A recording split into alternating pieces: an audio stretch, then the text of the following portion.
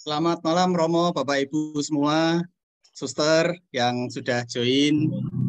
Salam sehat semua, salam sejahtera, berkah dalam. Selamat malam, sehat selalu Pak Budi, berkah dalam. Selamat malam Romo, Bapak Ibu. Berkah dalam. Ya, ini waktu sudah menunjukkan jam 7 dan malam hari ini saya ketiban campur untuk menjadi moderator. Jadi izinkan saya untuk lebih banyak cuap-cuap di depan ini. Nanti kemudian akan kita serahkan ke narasumber kita, pemateri kita pada malam hari ini yang sangat luar biasa tentunya. Ya, sebelumnya sambil ini kita siap saja untuk buka. Pak Lili sudah siap ya Pak Lili ya? Jadi sampun, Mas. Wah, siap. Pak Lili itu selalu siap gitu. Sebelum kita mulai, saya ingin menyapa senior saya ini, Pak Sutri yang legend, Pak Sutri Teguh Ike, Papi Mami, apakah monitor? Ya, monitor. Videonya off cam, maaf. Oh, enggak apa-apa. Monitor sehat ya Papi Mami ya. Amin, sehat. Amin ya. Untuk mensyukuri kesehatannya, kita akan buka TOT hari materi yang ke-9 ini. Papi Teguh untuk memimpin doa pembuka. Baik, mari Ibu Bapak Romo kita bersiap untuk mengikuti tema hari ini yang luar biasa pasti dengan mohon berkat Tuhan dengan berdoa. Dalam nama Bapa dan Putra dan Roh Kudus. Amin. Amin. Ya Allah Bapa, kami bersyukur kepadamu untuk berkat kesehatan, kasih karunia, dan rahmat-rahmat yang kami butuhkan yang telah Engkau sediakan sepanjang hari ini. Malam ini kami bersama tim di Coffee Capan Semarang untuk kembali belajar tema-tema baru di dalam KPHP ini. Kami akan belajar bagaimana pendidikan anak melalui Pak Lili. Semoga berkat Engkau limpahkan kepada Pak Lili dan juga Budi Epi yang memoderatori acara ini. Semoga kami juga menimba pengetahuan dari Zoom ini, sehingga pada saatnya nanti bila kami harus terlibat di dalam pelayanan di paroki, kami sudah mempunyai bekal yang cukup. Semoga apa yang akan kami dengar, apa yang akan kami lihat hari ini menjadi bermanfaat bagi kami dan bagi kita semua. Doa ini kami sampaikan kepadamu ya Bapa melalui Tuhan Yesus Kristus yang hidup dan berkuasa sepanjang segala masa. Amin. Amin. Dalam nama Bapa dan Putra dan Roh Kudus. Amin. Terima kasih Papi Teguh, ya Romo, Bapak Ibu. Papi Teguh ini merupakan senior saya nganggap ini Pak Sutri yang legend juga karena masih tetap semangat untuk melayani, termasuk melayani di KPHB. Jadi jiwanya tetap semangat melayani dan berjiwa muda itu. Baik, terima kasih Papi yang sudah memimpin doa. Bapak Ibu, kita masuk ke topik yang ke-9, yaitu pendidikan anak. Minggu kemarin dengan Dr. Epsilon kita sudah diajari bagaimana membuat anak. Diajari bagaimana menjadi orang tua yang terbuka terhadap keturunan, dan kalau sudah berketurunan kita tidak bisa ngejar-ngejar ke. Nah, kita harus juga melakukan pendidikan. Dan bagaimana sih mendidik anak itu, kita akan kupas tuntas. Hari ini pematerinya sangat luar biasa. Saya tadinya mau memperkenalkan pematerinya, tapi kok kita nggak pantas kalau saya memperkenalkan. Jadi karena portofolionya terlalu panjang. Ini saya buka itu sudah hampir 3 folio. Jadi ketikan setengah spasi, jadi panjang sekali. Jadi lebih baik nanti langsung Pak Lili yang menyampaikan. Begitu Pak Lili, siap?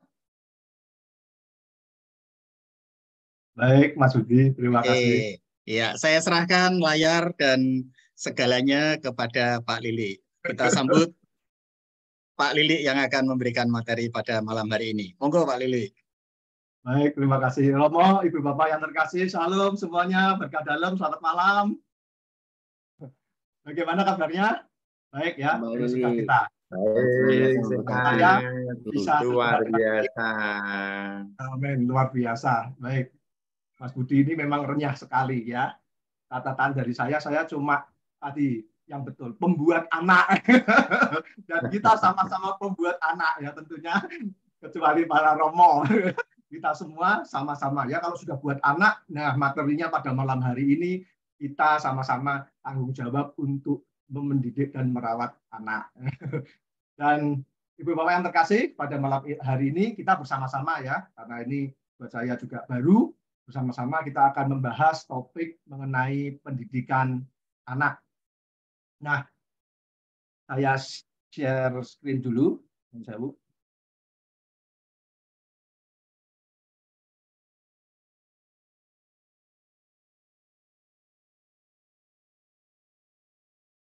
Ya, apakah sudah nampak Ibu Bapak yang terkasih, Romo?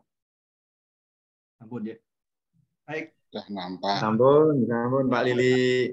Baik, kita bersama-sama pada malam hari ini kita membahas topik mengenai pendidikan anak bab 9 di halaman 121 di buku KPHB. Ya, saya akan langsung masuk pada materi karena materi ini cukup panjang, Ibu Bapak yang terkasih, menarik untuk disampaikan karena kita semua mempunyai pengalaman di dalam mendidik anak dan nanti kita pilah-pilah bersama pengalaman mana yang boleh nanti memberkati, meneguhkan dan juga melengkapi, menyempurnakan dari materi-materi yang ada. Ya, menarik sekali. Saya akan mencoba membagikan gambaran besar supaya mudah memahami dan mudah disampaikan kepada calon pasutri. Ya, calon pasangan suami istri.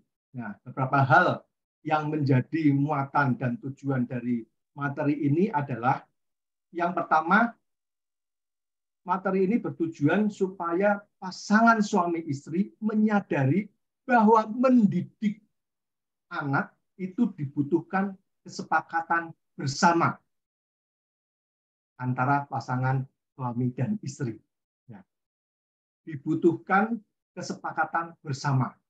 Itu yang paling penting ya. Dari keseluruhan nanti kita membawakan materi untuk supaya bersama-sama membawa calon pasangan suami istri itu untuk menyadari bahwa tugas dan tanggung jawab mendidik anak itu bukan hanya nanti istri saja ya, atau bukan hanya suami saja, tetapi bersama-sama harus bersepakat satu tujuan gitu. Nah, apa saja yang akan disampaikan nanti kita akan bersama-sama. Yang kedua, tujuannya kedua adalah calon pasangan suami istri kita bawa untuk siap menerima dan mendidik anak-anak yang dianugerahkan dalam kehidupan pernikahan.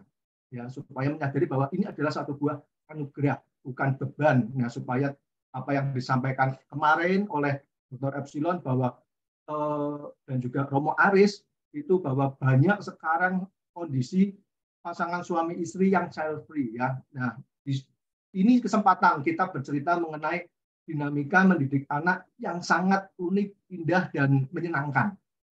Lalu kemudian mengajak pasutri menyadari bahwa mendidik anak termasuk dalam penggenapan janji pernikahan. Nah, Ibu Bapak yang terkasih, Romo, sesi ini membutuhkan kira-kira waktu 1 jam 45 menit. Ya, teman-teman yang sudah membawakan itu ada beberapa yang sesinya dipisah ya, sesi 1 dan sesi 2, 1 jam dan kemudian 45 menit. Seperti itu. Nah, nanti disesuaikan dengan kondisi di paroki masing-masing.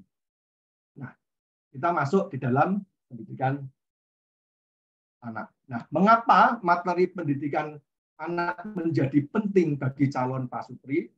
Pendidikan anak menjadi salah satu tujuan dari perkawinan Katolik. Dan terkadang pasutri mengalami kebingungan dalam mendidik anak.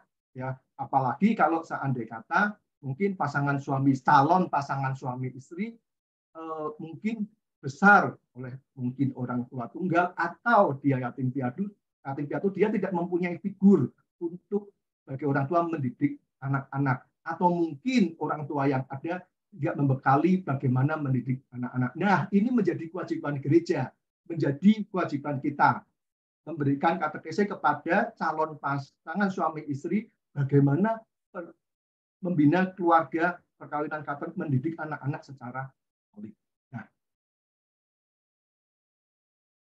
Nah, ini skema besarnya, Ibu Bapak yang terkasih. Dari seluruh materi yang nanti akan disampaikan di buku KPHB, sebetulnya skema besarnya seperti ini. Ada pendidikan anak, ya, kita akan bicara mengenai sebelum kehamilan, setelah lalu kemudian kelahiran. Ketika saya berdialog dengan Romo Aris menyampaikan sebetulnya harus tambahkan satu lagi setelah kelahiran. Tapi karena itu calon pasangan suami istri, masih calon ya, calon pasangan, mungkin yang di dalam benak mereka itu sudah banyak bagaimana hari-H seperti itu, lalu kemudian kita membicarakan soal sebelum kehamilan, kelahiran, jauh sekali kalau kemudian kita bicara mengenai setelah kelahiran. Tapi menjadi tugas dan tanggung jawab kita bersama supaya kita nanti mengadakan katekese lanjutan, yaitu fase-fase di mana orang tua mendidik anak setelah kelahiran, ya, usia pernikahan 5 tahun ke atas seperti itu, ya. Ini menjadi tugas dan tanggung jawab kita. Dari sebelum kehamilan itu kita berbicara mengenai menjaga pola makan dan memperhatikan asupan gizi, mencegah stunting. Ya, kita langsung masuk saja ke sebelum kehamilan. Nah, sebelum kehamilan ini kita bicara mengenai bersama-sama perangi stunting. Nah, mungkin saat ini kita berpikir, ya, kenapa sebelum kehamilan ini perlu dibicarakan? Ya, padahal anaknya belum ada, seperti itu. Nah, mengapa ini perlu? Karena kita sama-sama tahu bahwa di dalam Gereja Katolik perkawinan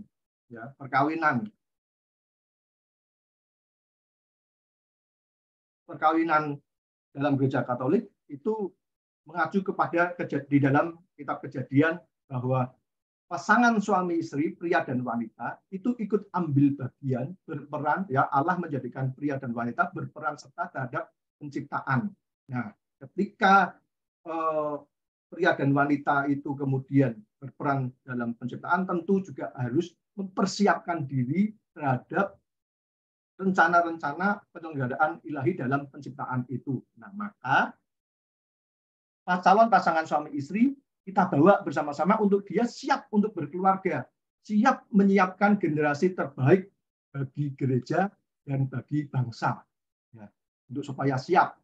Wah, kelihatannya kok ini banget, wah, bagi gereja dan bangsa. Tetapi betul, ya, kalau seandainya kata dalam satu keluarga itu sehat, baik, lalu kemudian seluruh anggota gereja sehat, baik, lalu kemudian di dalam negara pun mempunyai keluarga-keluarga produktif yang baik. Nah, mengapa stunting ini demikian penting dan mengambil porsi yang cukup banyak dalam pembahasan kita dalam mendidik anak? Karena menurut survei, di dalam survei itu di 25 Januari 2023, Indonesia itu masih ada 21,6% ya, keluarga atau keadaan anak-anak yang mengalami stunting. Dan di 2024 Presiden kita itu mentargetkan supaya turun menjadi 14%. Nah, kenapa ini perlu dan penting? Karena ini berkaitan dengan produktivitas, kinerja, dan juga kesehatan dari keluarga-keluarga dan juga keluarga-keluarga dalam sebuah negara. Kita mau lihat apa itu stunting. Ya. Nah, Ibu Bapak yang terkasih, pasangan suami istri itu biasa ketika menikah itu ada janji pernikahan, ya, janji pernikahan bahwa di hadapan Tuhan, imam, para orang tua, para saksi, maka saya, ya, Kita semua menyebutkan pernah dengan niat dan suci ikhlas, ya, saya berjanji untuk selalu setia kepadamu dalam untung dan malang, dalam suka dan duka, di waktu sehat dan juga sakit, dengan segala kekurangan dan kelebihan. Saya akan selalu mencintai dan juga menghormati panjang hidupku. Saya bersedia menjadi orang tua yang baik bagi anak-anak yang akan dipercayakan Tuhan pada saya. Nah, janji setiap perkawinan ini, ya, itu yang menjadi dasar buat pasangan suami istri, buat kita untuk supaya menggenapi janji ini, untuk supaya kita boleh, ya, mempersiapkan anak-anak kita untuk tumbuh dengan baik dari sebelum kehamilan. Nah, stop stunting. Apa itu stunting? Stunting adalah kondisi gagal tumbuh balita akibat kekurangan gizi kronis dan infeksi berulang, terutama di periode 1000 hari pertama kehidupan, yaitu sejak janin hingga anak berumur 23 bulan. Anak tergolong stunting bila tinggi badannya berada di bawah -2 standar deviasi berdasarkan standar baku WHO Multicenter Growth Reference Study. Kita lihat di tempatnya ini, Bapak Ibu kalau melihat, ya, ini contoh kasus saja kira-kiranya seperti itu, ya. Nah, pasangan suami istri, ya, misal usia anak, ya, usia anak 1 tahun 8 bulan. Di sini, di sebelah sini, Bapak Ibu lihat ini adalah tinggi badan. Lalu yang bawah ini usia. Kalau usia ini adalah 1 tahun. 1 tahun 8 bulan. Ini 1, 2, 3, 4, ya, ini 8, 1 tahun 8 bulan. Lalu kemudian tingginya berapa? Tingginya 70 ada di sini. Ditarik kemari ada di sini. Nah, di tempat ini itu ada di bawah -3. Ini -2, ini 0, ini 2, ini 3. Nah, patokannya di sini. Begitu di bawah -3 ini, ya, itu beresiko, ya, ibaratnya beresiko. Harus kemudian kalau apabila calon pasangan suami istri nanti begitu menikah, lalu kemudian anaknya, terus kemudian tinggi badannya ternyata kok tidak sesuai dengan standar ini, mungkin bisa langsung kemudian ditanyakan kepada dokter untuk diberikan gizi yang cukup. Ya, -3, kalau di diagram ini, Bapak Ibu bisa lihat, ya, kalau kurang dari -3, ya, artinya di bawah sini, itu sangat pendek. -3 sampai dengan -2 itu pendek, -2 sampai dengan 2 ini, ya, itu normal, dan 2 ke atas itu tinggi, ya, seperti itu. Nah, ini sebagai acuan saja, Ibu Bapak menjelaskan kepada calon pasangan suami istri supaya memantau apabila nanti anak yang lahir lalu kemudian pertumbuhannya tidak sesuai dengan umurnya. Nah, bisa kemudian langsung berkonsultasi kepada dokter atau puskesmas.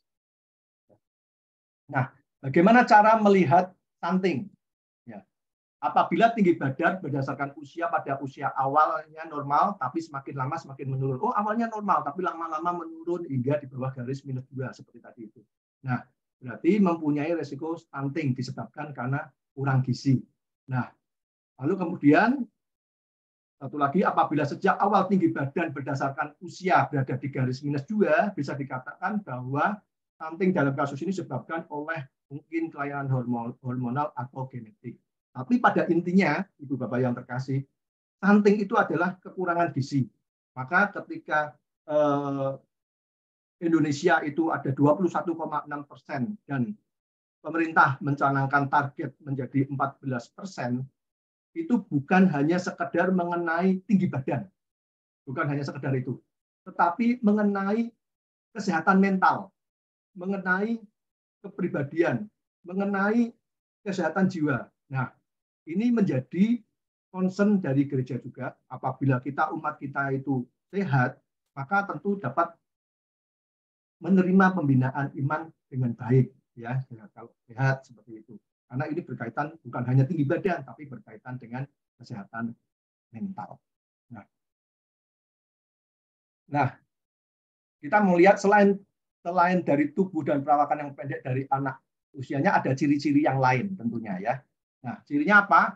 Ada pertumbuhan yang melambat ya. Nanti ibu bapak boleh mungkin calon pasangan suami istri difotokopikan perkembangan itu untuk supaya mengetahui. Meskipun nanti ketika pasangan suami istri itu mempunyai anak dan terus berkonsultasi dengan dokter, pasti sudah langsung di tempat buku bayi itu langsung sudah ada ya, tinggi badan, berat badan berapa seperti itu. Nah, tapi tujuan kita adalah memberikan informasi kepada calon bahwa ini ya sejak dini harus tahu perkembangannya dan menjadi concern berdua antara pria dan wanita yang menikah ya. Kalau ada pertumbuhan melambat, maka ini menjadi tanggung jawab bersama untuk kemudian saling mengingatkan. Nah, ciri yang berikutnya adalah wajah tampak lebih muda dari anak seusianya, ya. Lalu kemudian pertumbuhan gigi melambat, performa buruk pada kemampuan fokus dan memori belajarnya. Usia 8-10 tahun, anak menjadi lebih pendiam, ya. Tadinya mulai ngoceh tapi terus kemudian pendiam, tidak banyak melakukan kontak mata. Jadi kalau disuruh melihat, ya entah malu, entah bagaimana, lalu kemudian tidak banyak, ya itu mulai diperhatikan apakah memang karena pembawaan dirinya atau memang karena sesuatu, ya mulai check up dengan standar dari kesehatan yang diberikan oleh dokteran atau puskesmas. Nah, berat badan balita tidak naik, bahkan cenderung menurun, ya perkembangan tubuh anak terhambat seperti ketika anak sudah waktunya menstruasi, telat menstruasi ya, anak mudah terserang berbagai penyakit infeksi. Nah, ini adalah pengetahuan-pengetahuan yang perlu disampaikan kepada calon pasangan suami istri bahwa dari awal ya sebelum kehamilan untuk mendidik anak itu perlu pengetahuan ini dan apa fungsinya supaya ketika pasangan suami istri itu masih belum hamil sudah menjaga kesehatannya. Menjaga diri kesehatannya untuk cukup gizi, baik ibu dan juga baik ayah, pria dan wanita sehat badannya supaya ketika terjadi pembuahan itu pun sehat badannya. Nah,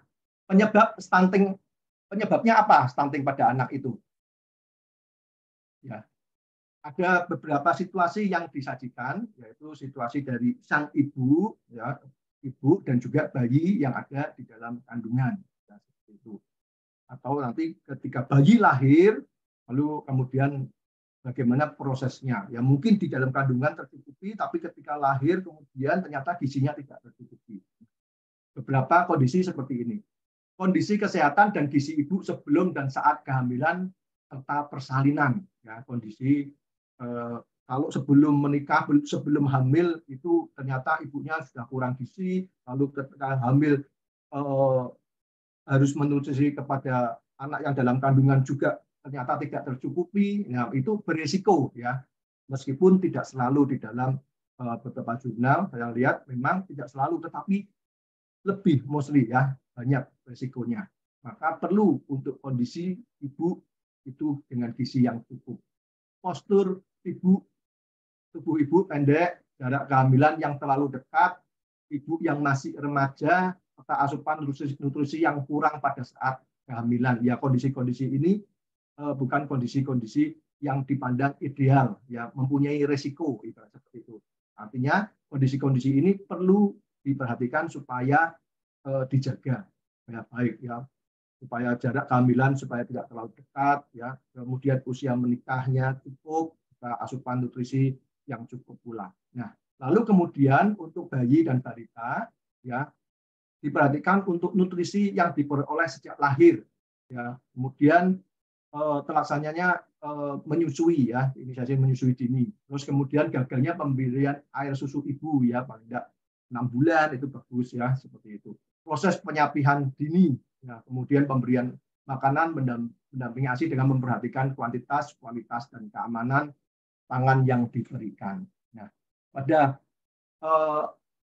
ini adalah situasi kondisi ibu dan anak. Nah, tentunya ada lagi ibu bapak yang mempengaruhi stunting itu, yaitu mengenai situasi sosial ekonomi dan lingkungan.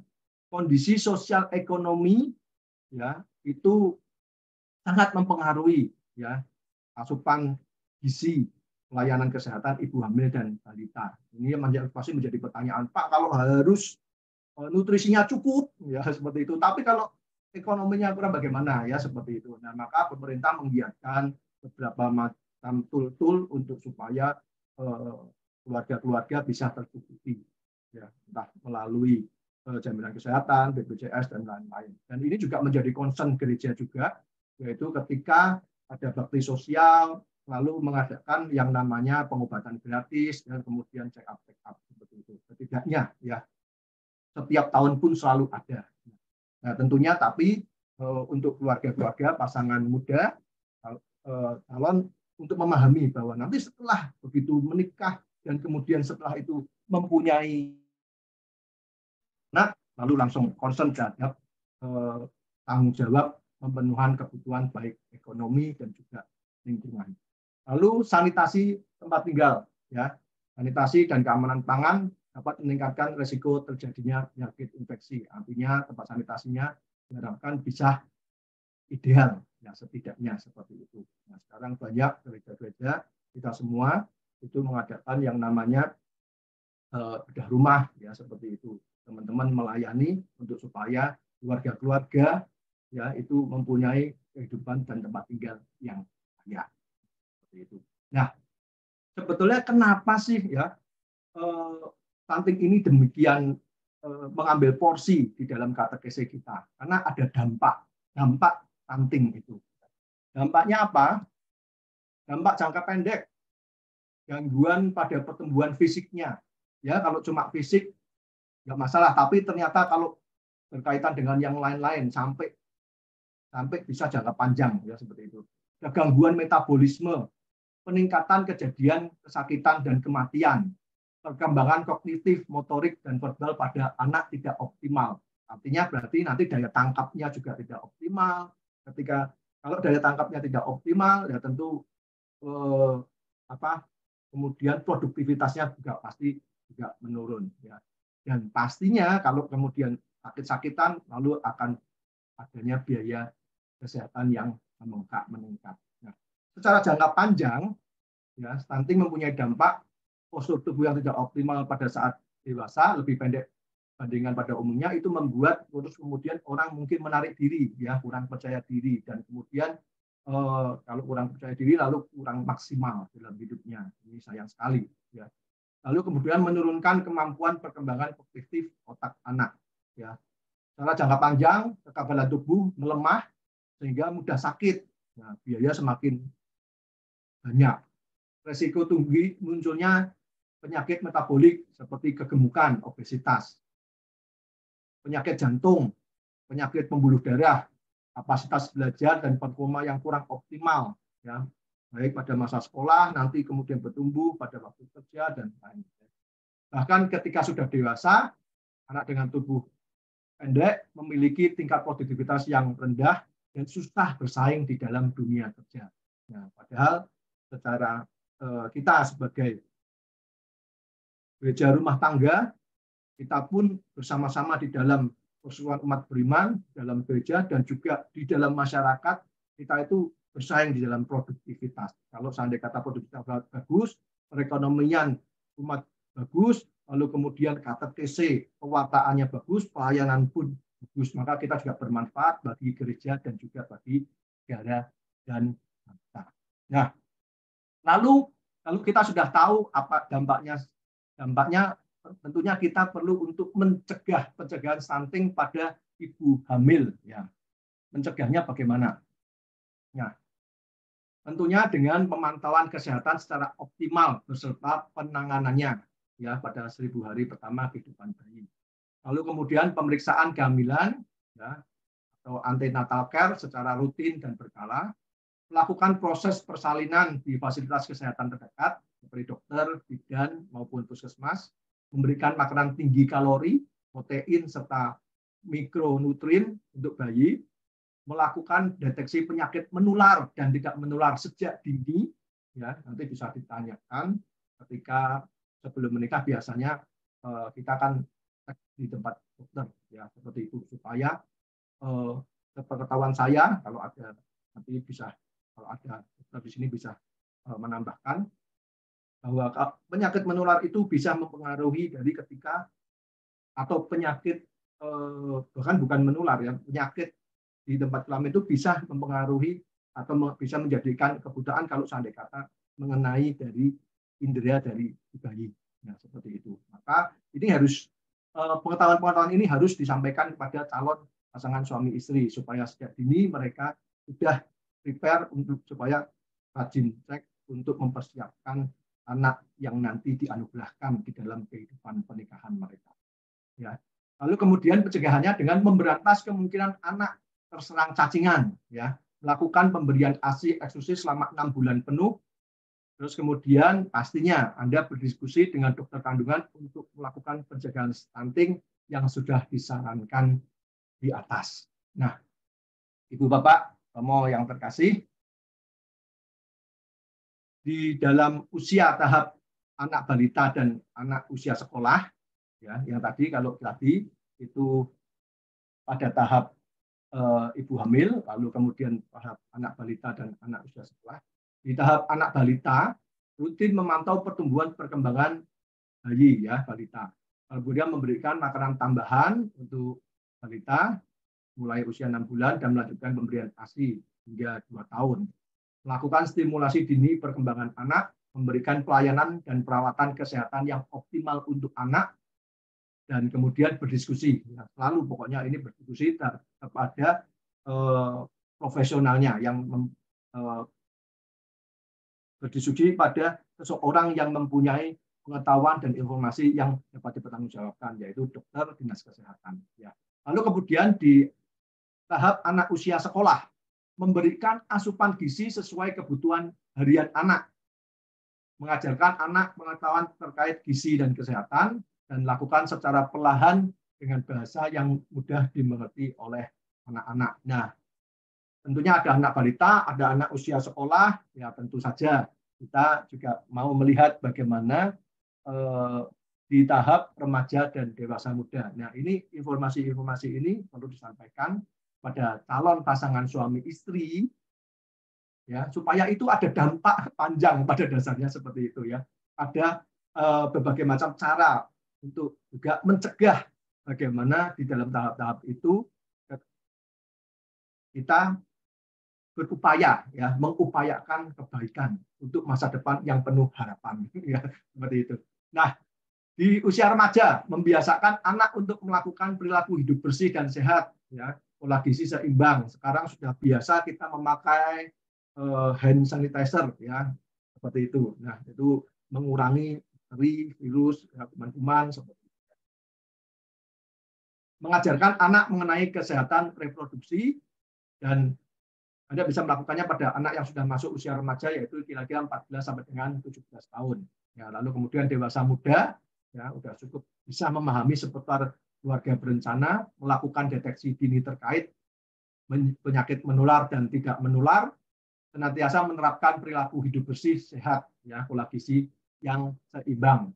Ya, kalau misalnya itu di dewasa muda untuk diajak tidak merokok, tidak memakai narkoba.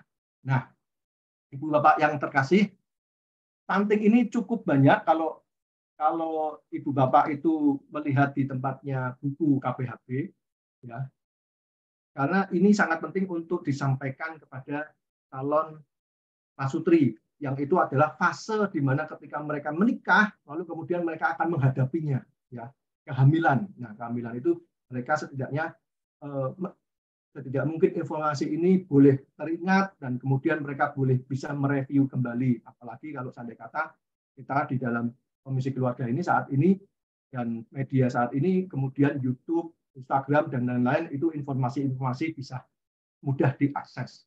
Ya, intinya jika ingin mencegah stunting, asupan serta gizi seorang calon ibu harus baik. Calon ibu ya, ini karena kita bicara pada fase sebelum kehamilan. Hal ini kemudian diiringi dengan memberikan asupan-asupan makanan yang berkualitas ketika kemudian ada di dalam kandungan, ya setelah pada waktu kehamilan dan terus kemudian kelahiran. Nah, intinya seperti itu, supaya pasangan suami istri mempersiapkan diri kesehatannya untuk menyambut anugerah perkawinan kudus, ya, anugerah penciptaan ini dengan kesehatan yang baik, sehingga nanti anak yang dikandung baik, lalu kemudian lahir baik, dan kemudian menjadi, ya, optimal di dalam pertumbuhan dan perkembangannya, menjadi pribadi yang baik, yang dapat memberikan makna kehidupan di dalam perjalanan hidupnya. Nah, mari kita ajak untuk teman-teman calon pasutri, ya, untuk ayo concern pencegahan stunting di dalam dimulai dari keluarga, ya, diajak untuk bersama-sama supaya itu menjadi concern bersama calon pasangan suami istri. Nah, itu tadi teman-teman yang terkasih di dalam gambaran skema pendidikan anak itu yang sebelum kehamilan. Nah, sebelum kehamilan, ya, saya tegaskan lagi, kenapa calon pasutri perlu mempersiapkan diri, karena gereja memandang anak sebagai buah dari perkawinan yang merupakan jalan kekudusan, ya, perlu mendapat perhatian khusus, ya, seperti yang tertuang di dalam Amoris Laetitia 81.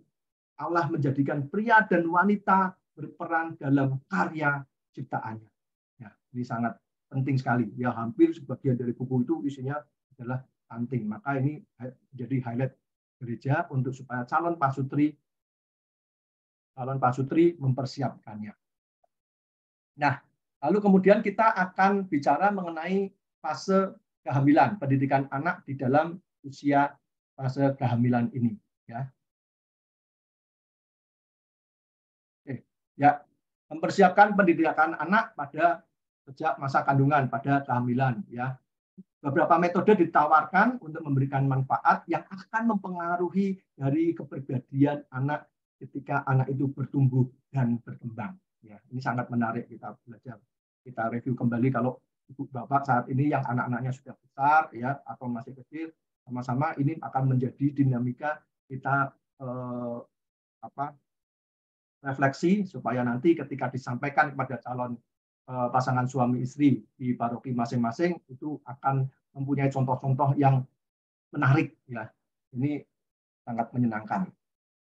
Nah, masa mendidik anak itu Bapak yang terkasih dimulai semenjak masa pembuahan hingga proses lahir, ya.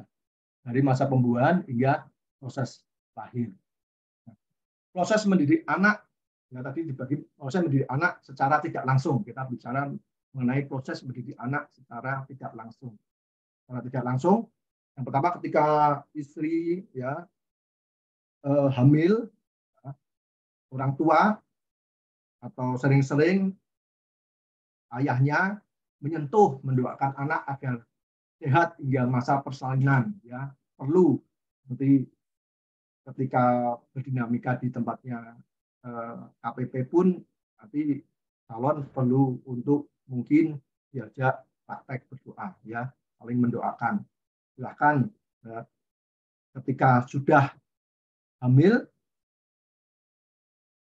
ayah dan ibu, ya, ibu sering-sering mendoakan, ayah juga sering mendoakan agar supaya anak sehat dan persalinannya lancar, ya.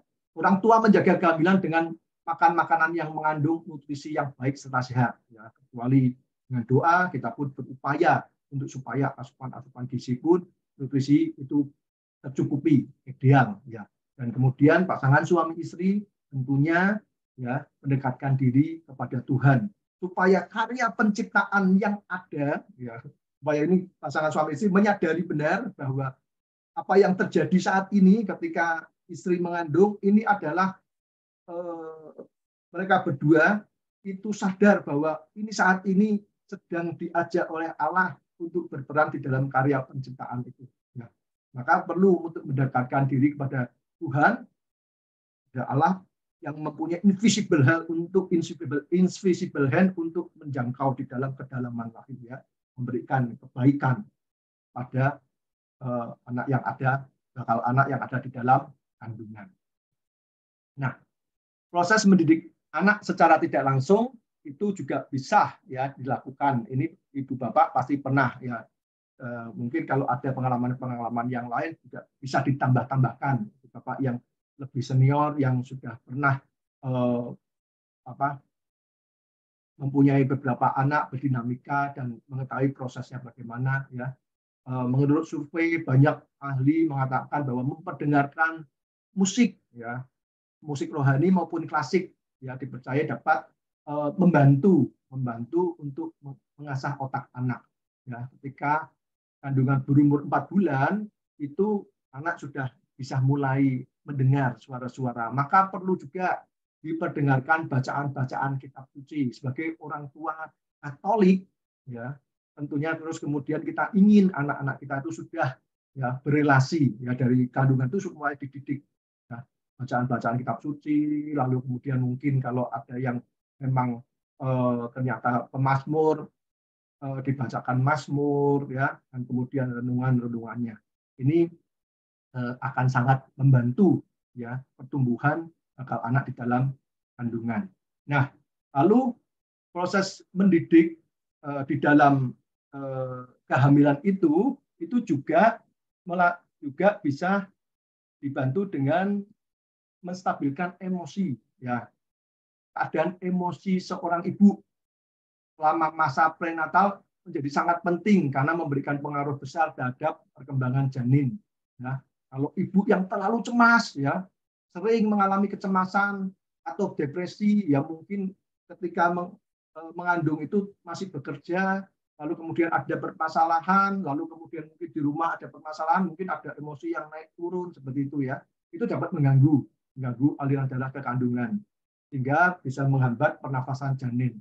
Nah, oleh karena itu, ya, suami istri pada waktu masa kehamilan itu selama 9 bulan, ya, sama-sama menjaga, membangun suasana kondusif dan harmoni selama masa kandungan. Ya, akan sangat baik ketika di awal-awal perkawinan sudah mempunyai hidup doa yang baik, membaca firman yang baik, lalu kemudian ketika mengandung, lalu intensitas itu diperbanyak supaya kondisi di rumah itu terkondisikan.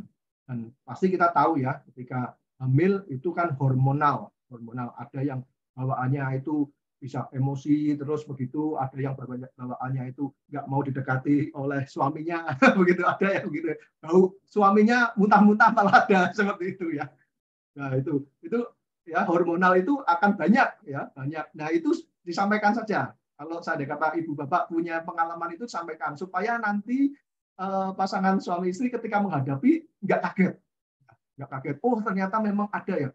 Oh ternyata kalau mengandung itu bau badan saya aja itu ternyata bisa dia alergi rasanya, ya nggak mau dekat-dekat, padahal dulu ngusul-ngusul terus sebelum kehamilan ngusul-ngusul terus, tapi ketika mengandung malah nggak mau. Nah, seperti itu. Ada banyak lain ya, ada yang terus kemudian ada yang fase yang kita sebut biasa masyarakat mengatakan ngidam, seperti itu. Nah, ada banyak seperti itu. Nah, suami istri sama-sama untuk menjaga kondisi ini supaya ini terlewati dengan sukacita, terlewati dengan baik.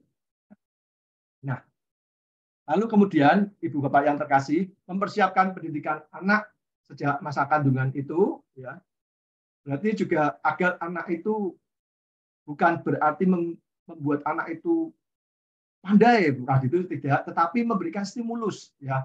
Apa yang diajarkan di dalam kandungan itu adalah stimulus. Nanti kalau sambil bilang, Pak, saya ini sudah 9 bulan saya kasih musik terus, tapi ternyata ketika lahir itu anak saya ternyata perkembangannya tidak sesuai dengan standar. Ya, bukan begitu juga ya. Ini adalah stimulus. Kita berupaya ya mengusahakan gaya hidup ini yang menjadi kewajiban kita. Ya, ketika itu tidak sesuai standar, maka kita mengacu kepada dinas kesehatan profesional yang berkompeten, kita bertanya, lalu kemudian diberikan kisi-kisi yang bisa mencukupi. Ya. Kalau sekarang pendidikannya sudah bukan 4 sehat 5 sempurna, ibu bapak yang terkasih. Kalau kita ikuti dari anak-anak kita sekolah itu sekarang pelajarannya adalah gizi yang seimbang, ya gitu. Ibu bapak sebelum menikah gizinya juga harus seimbang. Lalu kemudian ketika anak dalam kandungan gizinya juga harus seimbang. Ya, ketika anak lahir gizinya juga harus seimbang. Nah, stimulus ini, ya, upaya-upaya kita ini, ya, harus dipahami oleh calon pasangan suami istri yang kita berikan katekese. Ini kemudian diproses secara edukatif dalam kandungan melalui sang ibu, ya. Kemudian ibu mendapatkan informasi-informasi yang boleh, yang informasi itu benar, boleh untuk mengupayakan supaya di dalam kandungan itu nanti anak terstimulus dengan baik. Nah, rangsangan-rangsangan itu diharapkan mendapatkan respon balik dari anak di dalam kandungan, pertumbuhannya baik, sehat, dan siap untuk lahir pada waktunya. Nah, Ibu Bapak yang terkasih, metode mendidik anak sejak dalam kandungan itu bisa ditawarkan, ya, ditawarkan di dalam katekese, di dalam KPHB kita ini, itu metode doa dan metode ibadah. Nah, ini perlu disampaikan, Ibu Bapak yang terkasih, karena apa? Karena kecenderungan dari ketika dewasa ini, ketika mengandung, lalu kemudian banyak yang menjaganya sampai nggak keluar rumah. Ya, aku mengandung sampai menjaganya itu tidak keluar rumah, tidak mau kemana-mana seperti itu, ya. Menjaganya sampai seperti itu, bukan sesuatu hal yang salah, ya. Kalau seandainya kata itu memang atas anjuran dokter, ya mungkin kandungannya lemah atau bagaimana, ya, bukan sesuatu yang salah tentunya. Tetapi kita mengajak untuk calon pasutri untuk ketika nanti mengalami, ya, istrinya atau dirinya itu mengandung, itu juga terlibat di dalam metode-metode doa, yang mana metode-metode ini akan berpengaruh terhadap anak yang ada di dalam kandungan. Ya, nah kita mau lihat metode doa ini. Nah, doa merupakan unsur ampuh yang akan mengantarkan, ya, anak-anak kita, bayi atau kelahirannya itu boleh sukses, ya, baik adanya seperti itu. Nah, kenapa? Ya karena kita semua tahu supaya upaya yang dilakukan ini berujung pada Allah yang berhak menentukan hasil akhir. Berdoa memberikan semangat dan optimis, ya, langkah preventif untuk supaya ibu dan ayah mempunyai harapan, mempunyai tujuan untuk supaya bakal anak ini bisa lahir dengan baik dan juga bertumbuh dengan baik, menata kehidupannya dengan baik untuk masa depan yang penuh harapan dan cerah. Nah, seperti itu, ya. Nah, itu metode doa ini perlu, ya, kalau seandainya kata ibu bapak mempunyai sharing-sharing mengenai terkabulnya doa, lalu kemudian bagaimana doa itu boleh memberkati dan boleh menolong. Nah, ini boleh di-sharingkan sedikit untuk supaya memberikan rangsangan untuk para pasangan suami istri ini untuk dari awal ini sudah membangun doa yang baik untuk supaya nanti ketika, ya, dalam masa kehamilan itu juga kemudian mereka juga membawa kehidupan doa dengan baik. Nah, metode doa. Nah, lalu kemudian metode ibadah. Ya, metode ibadah, apa itu metode ibadah? Nah, metode ibadah maksudnya adalah supaya ketika pasangan suami istri di dalam fase masa kehamilan itu juga membawa kebiasaan untuk kegiatan-kegiatan beribadah, ya, doa rosario, ya, kemudian persekutuan doa, ya, ini sangat membantu spiritualitas dan keimanan anak nanti setelah lahir hingga dewasa. Ya, kita percaya bahwa tangan Tuhan tidak kurang panjang untuk menjangkau masuk ke dalam, ya, dasar-dasar rahim, ya, seperti itu, supaya itu anak umur sudah bisa mendengarkan, lalu kemudian ketika istri di dalam kandungan itu perayaan Ekaristi, ya, inderanya mendengar lonceng, lalu kemudian mencium harum, ya, lalu kemudian melihat tata cara, itu semua adalah refleksi untuk supaya bakal anak yang ada di dalam kandungan, supaya ini disemangati bahwa teman-teman calon pasangan suami istri ini untuk tetap ya metode doa dan metode ibadah ini dilakukan, karena ini bermanfaat mendidik anak sejak di dalam kandungan. Ya, umumnya anak akan memiliki motivasi lebih untuk belajar, tumbuh menjadi pribadi yang perhatian dan penuh kasih. Ini harapan kita ya. Tentunya ini manfaat ketika kita mendidik anak di dalam kandungan, seperti yang tadi sudah dipaparkan ya, baik itu mendoakan, baik itu memperdengarkan musik-musik gereja, baik itu memberikan bacaan rohani, bacaan kitab suci, mazmur dan lain-lain.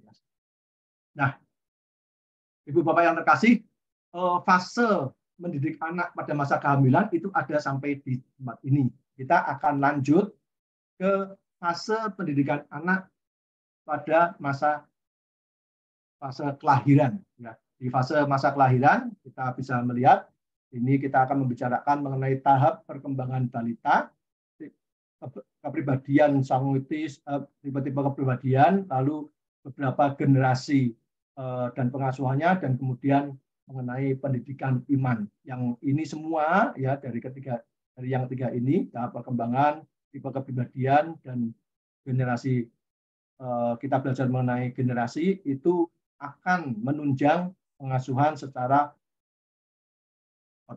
otoritatif ya. Otoritatif.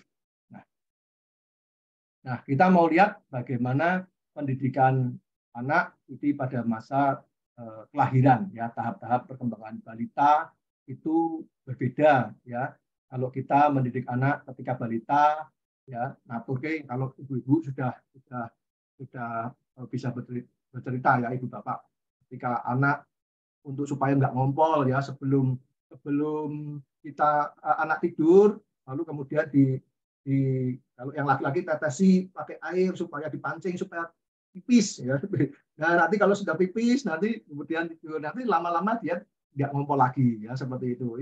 Itu salah satu edukasi supaya mendidik anak ya, seperti itu. Nah, lalu termasuk bacaan, membacakan cerita-cerita ya, cerita-cerita nabi-nabi, cerita-cerita rasul-rasul ya, cerita para rasul ya. Lalu kemudian ketika sekolah ya,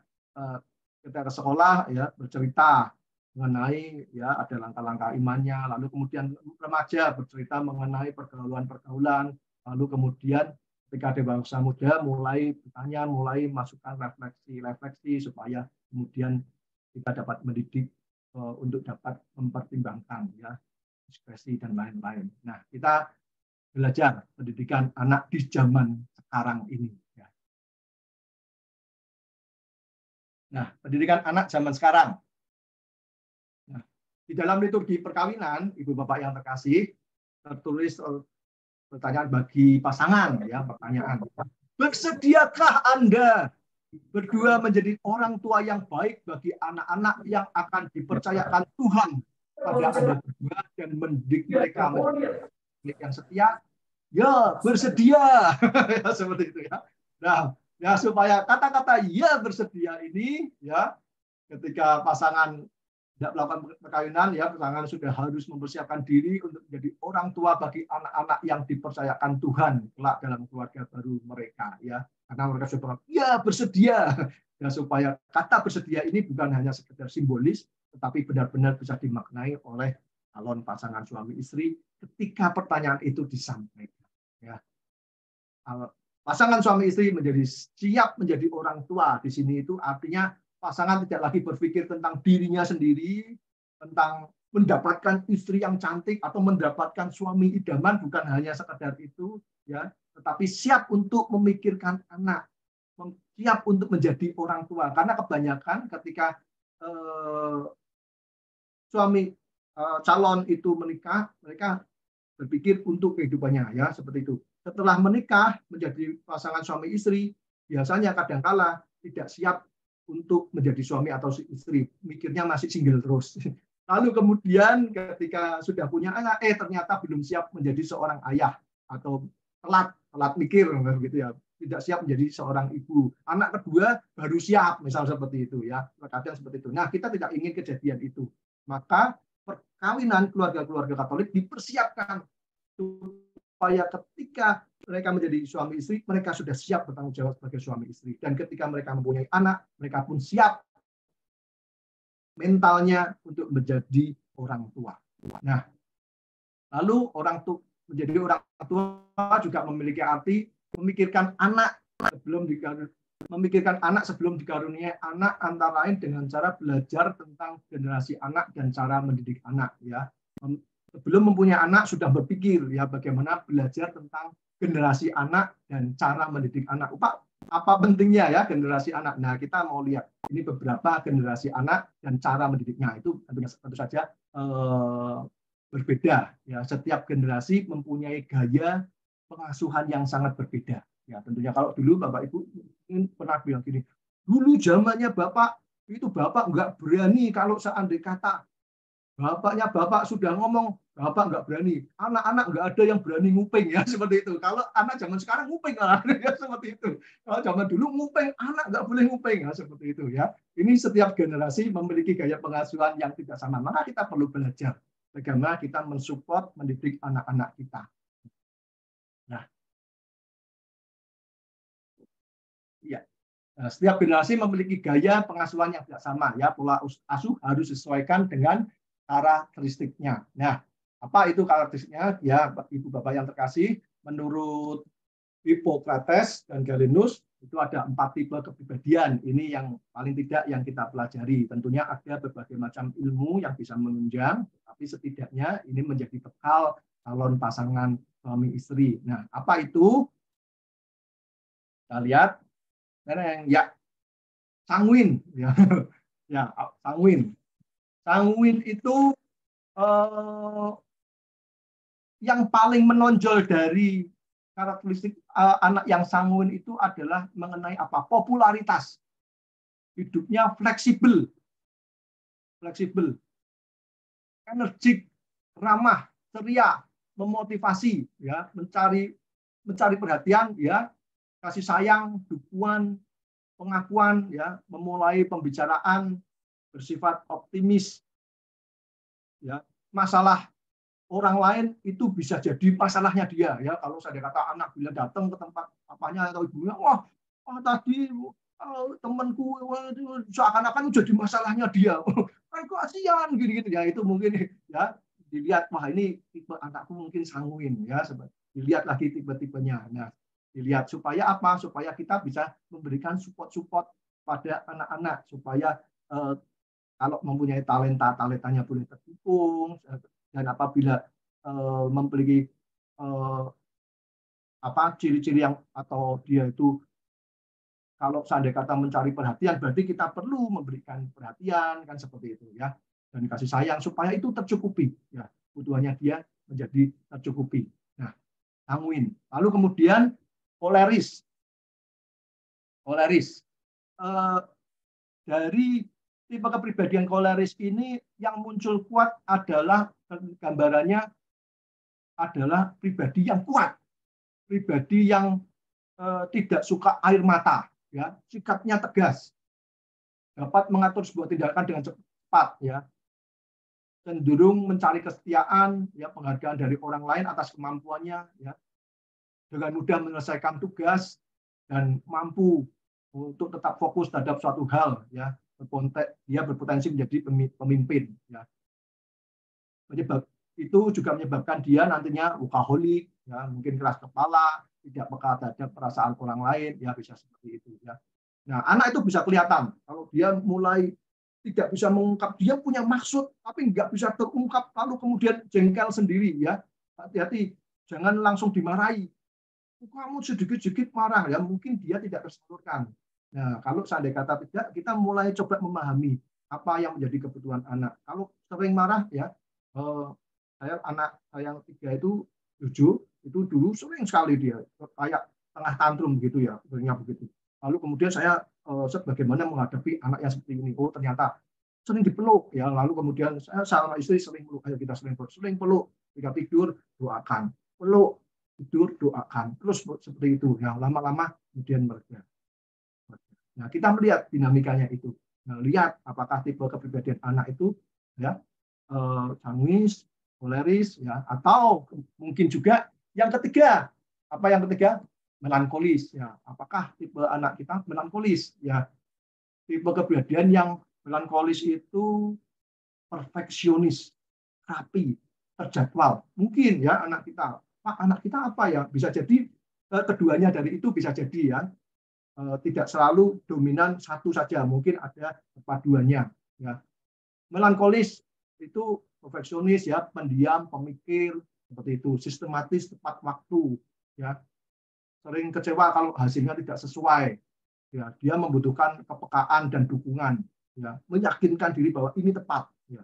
Nah, anak saya cucu itu juga sama. Itu kalau seandainya kata kalau sama kakaknya namanya Tessa itu ya, kalau kakaknya itu mereka sudah punya perjanjian. Jam 3 itu cucu nonton TV. Jam 4 kakaknya. Jam 5 cucu. Jam 6 kakaknya. Kalau untuk kakaknya, kalau kakaknya nggak ambil yang jam 4, berarti boleh dirapel di tempat belakang. Tapi buat cucu tidak. Ya buat cucu kalau seandainya kata dia jam 3, selesai jam 4, dia berikan remote-nya. Lalu kemudian jam 5, dia minta ya sesuai jadwal, schedule, teratur dia. Dan seandainya kata pun dia tidak ambil di dalam jam 3, dia tidak akan minta rapel.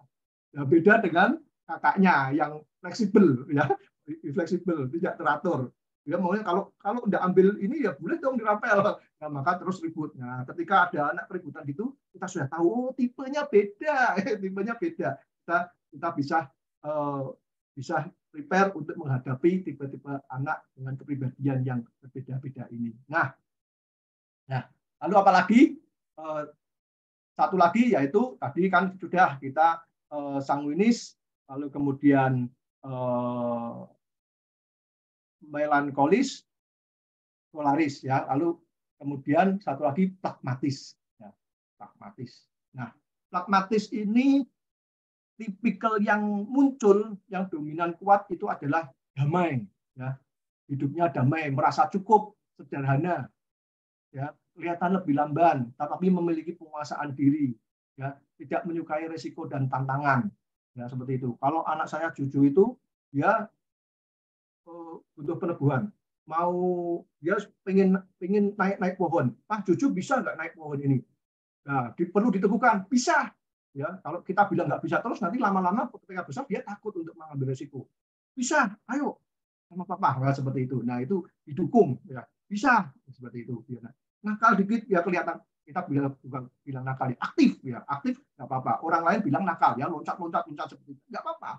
Seperti itu dilihat. Nah, tetapi kalau anak saya yang pertama, Aldo, itu dulu saya ajarin naik pohon nggak mau, saya ajarin naik nggak mau, ya seperti itu. Dia nggak mau berisiko, hidupnya damai sederhana, dibelikan baju syukur, nggak dibelikan ya diam aja seperti itu ya. Dia bersyukur, ya, hidupnya bersyukur seperti itu. Nah, tidak menyukai risiko dan tantangan. Nah, ini anak-anak mempunyai tipe-tipe kepribadian yang berbeda-beda. Nah, Ibu Bapak yang terkasih, dari keempat tipe kepribadian tersebut sebenarnya tidak ada yang lebih baik atau lebih jelek, tidak ada. Semuanya baik, ya, semuanya mempunyai kelebihan dan kekurangan masing-masing, resiko masing-masing, ibaratnya seperti itu. Dan semuanya adalah baik.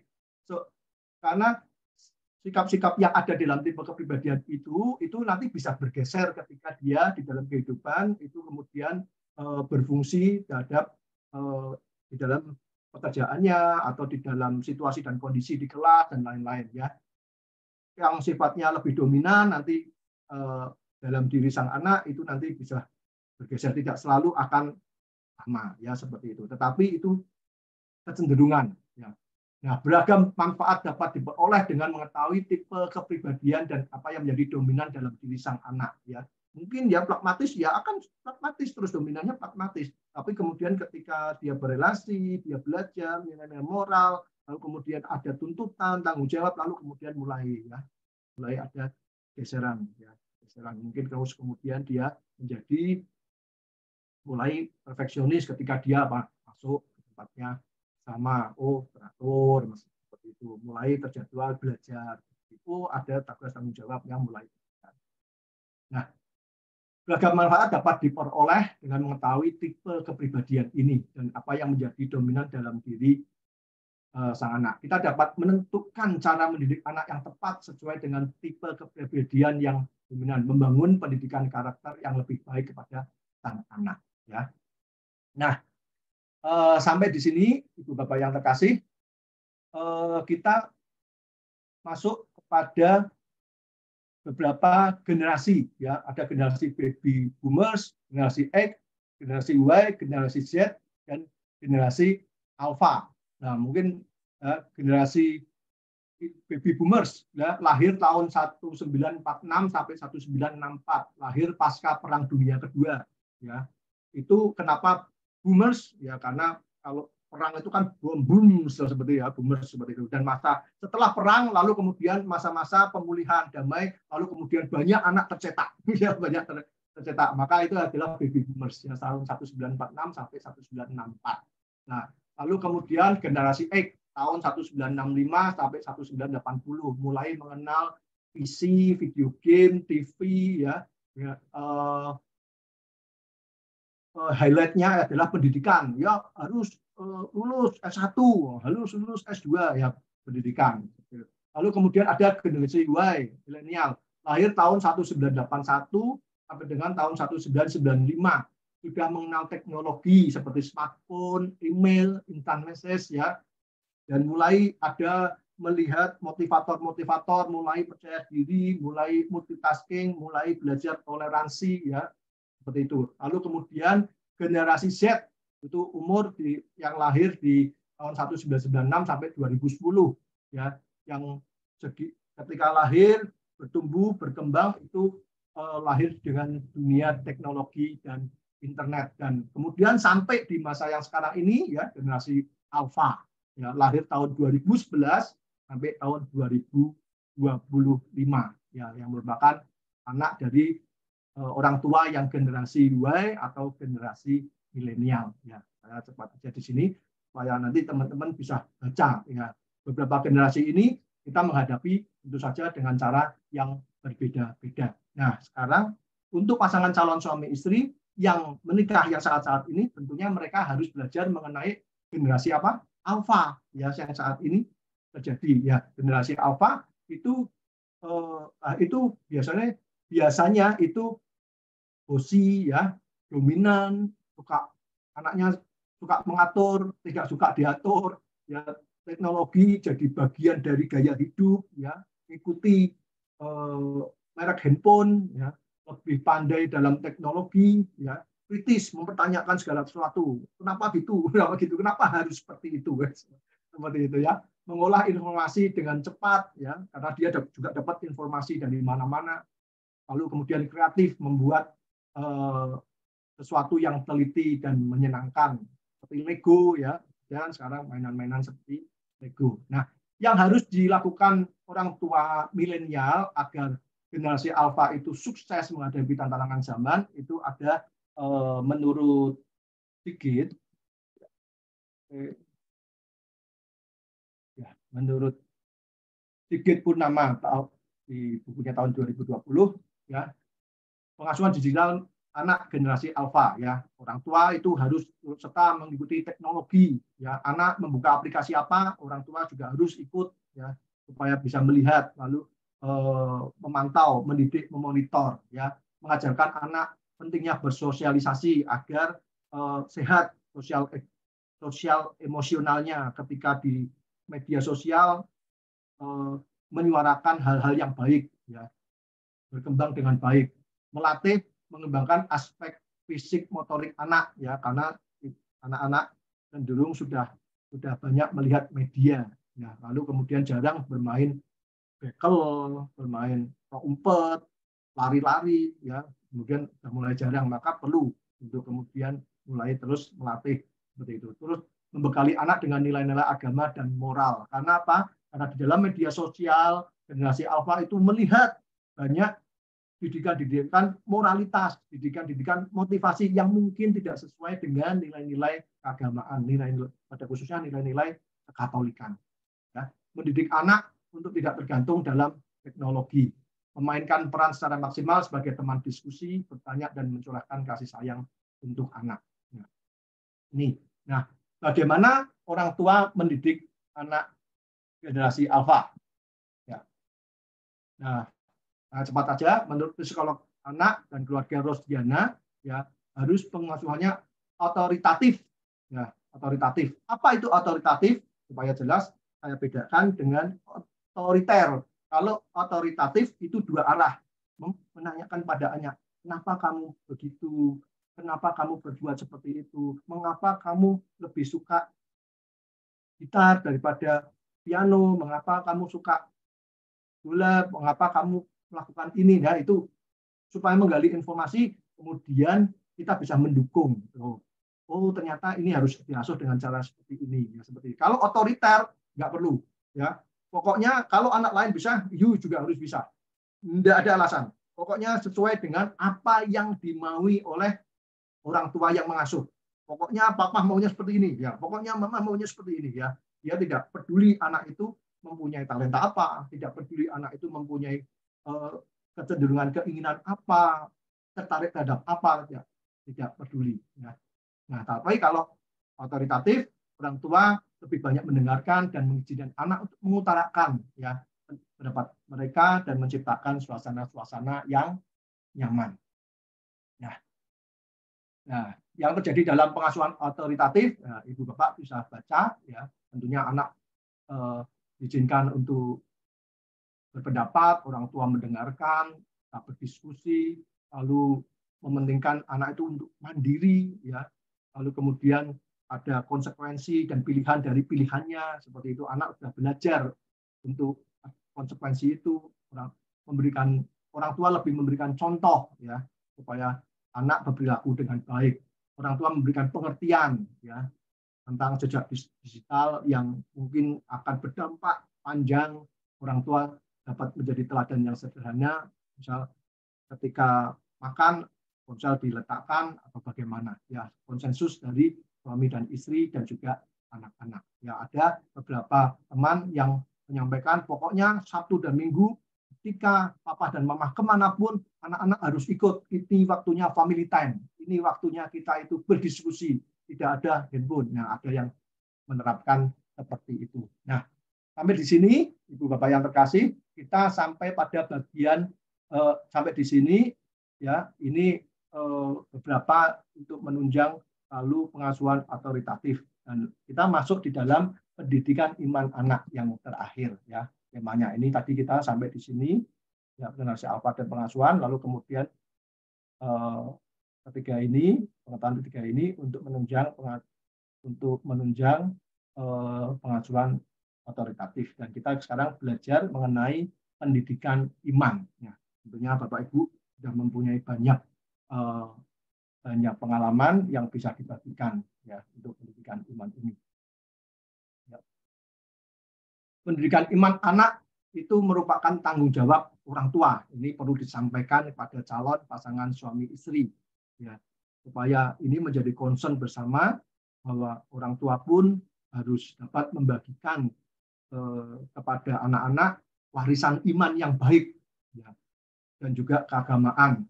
Nah, seringkali banyak orang tua itu tidak ke gereja, ketika ditanya sama anak, lalu jawabannya orang tua adalah yang penting itu spiritualitasnya baik. Wow. Nah, hidup keagamaan itu tidak menjamin, betul, hidup keagamaan tidak menjamin. Tetapi kalau kita berkata bahwa spiritualitas kita itu baik, benar, maka tunjukkanlah kehidupan keagamaan yang menunjang spiritualitas itu. Ya, itu supaya anak-anak pun bisa melihat cara hidup orang tuanya. Nah, itu merupakan tanggung jawab kita juga. Nah, pendidikan anak masuk dalam salah satu tujuan dari perkawinan. Nah, ini selalu didengungkan supaya calon pasangan suami istri pun itu bisa melihat pentingnya pendidikan iman anak. Karena pendidikan iman anak ini merupakan sarana untuk supaya anak-anak itu menerima keselamatan. Nah, ya, kita tahu satu-satunya keselamatan itu berasal dari Yesus, jalan hidup dan kebenaran.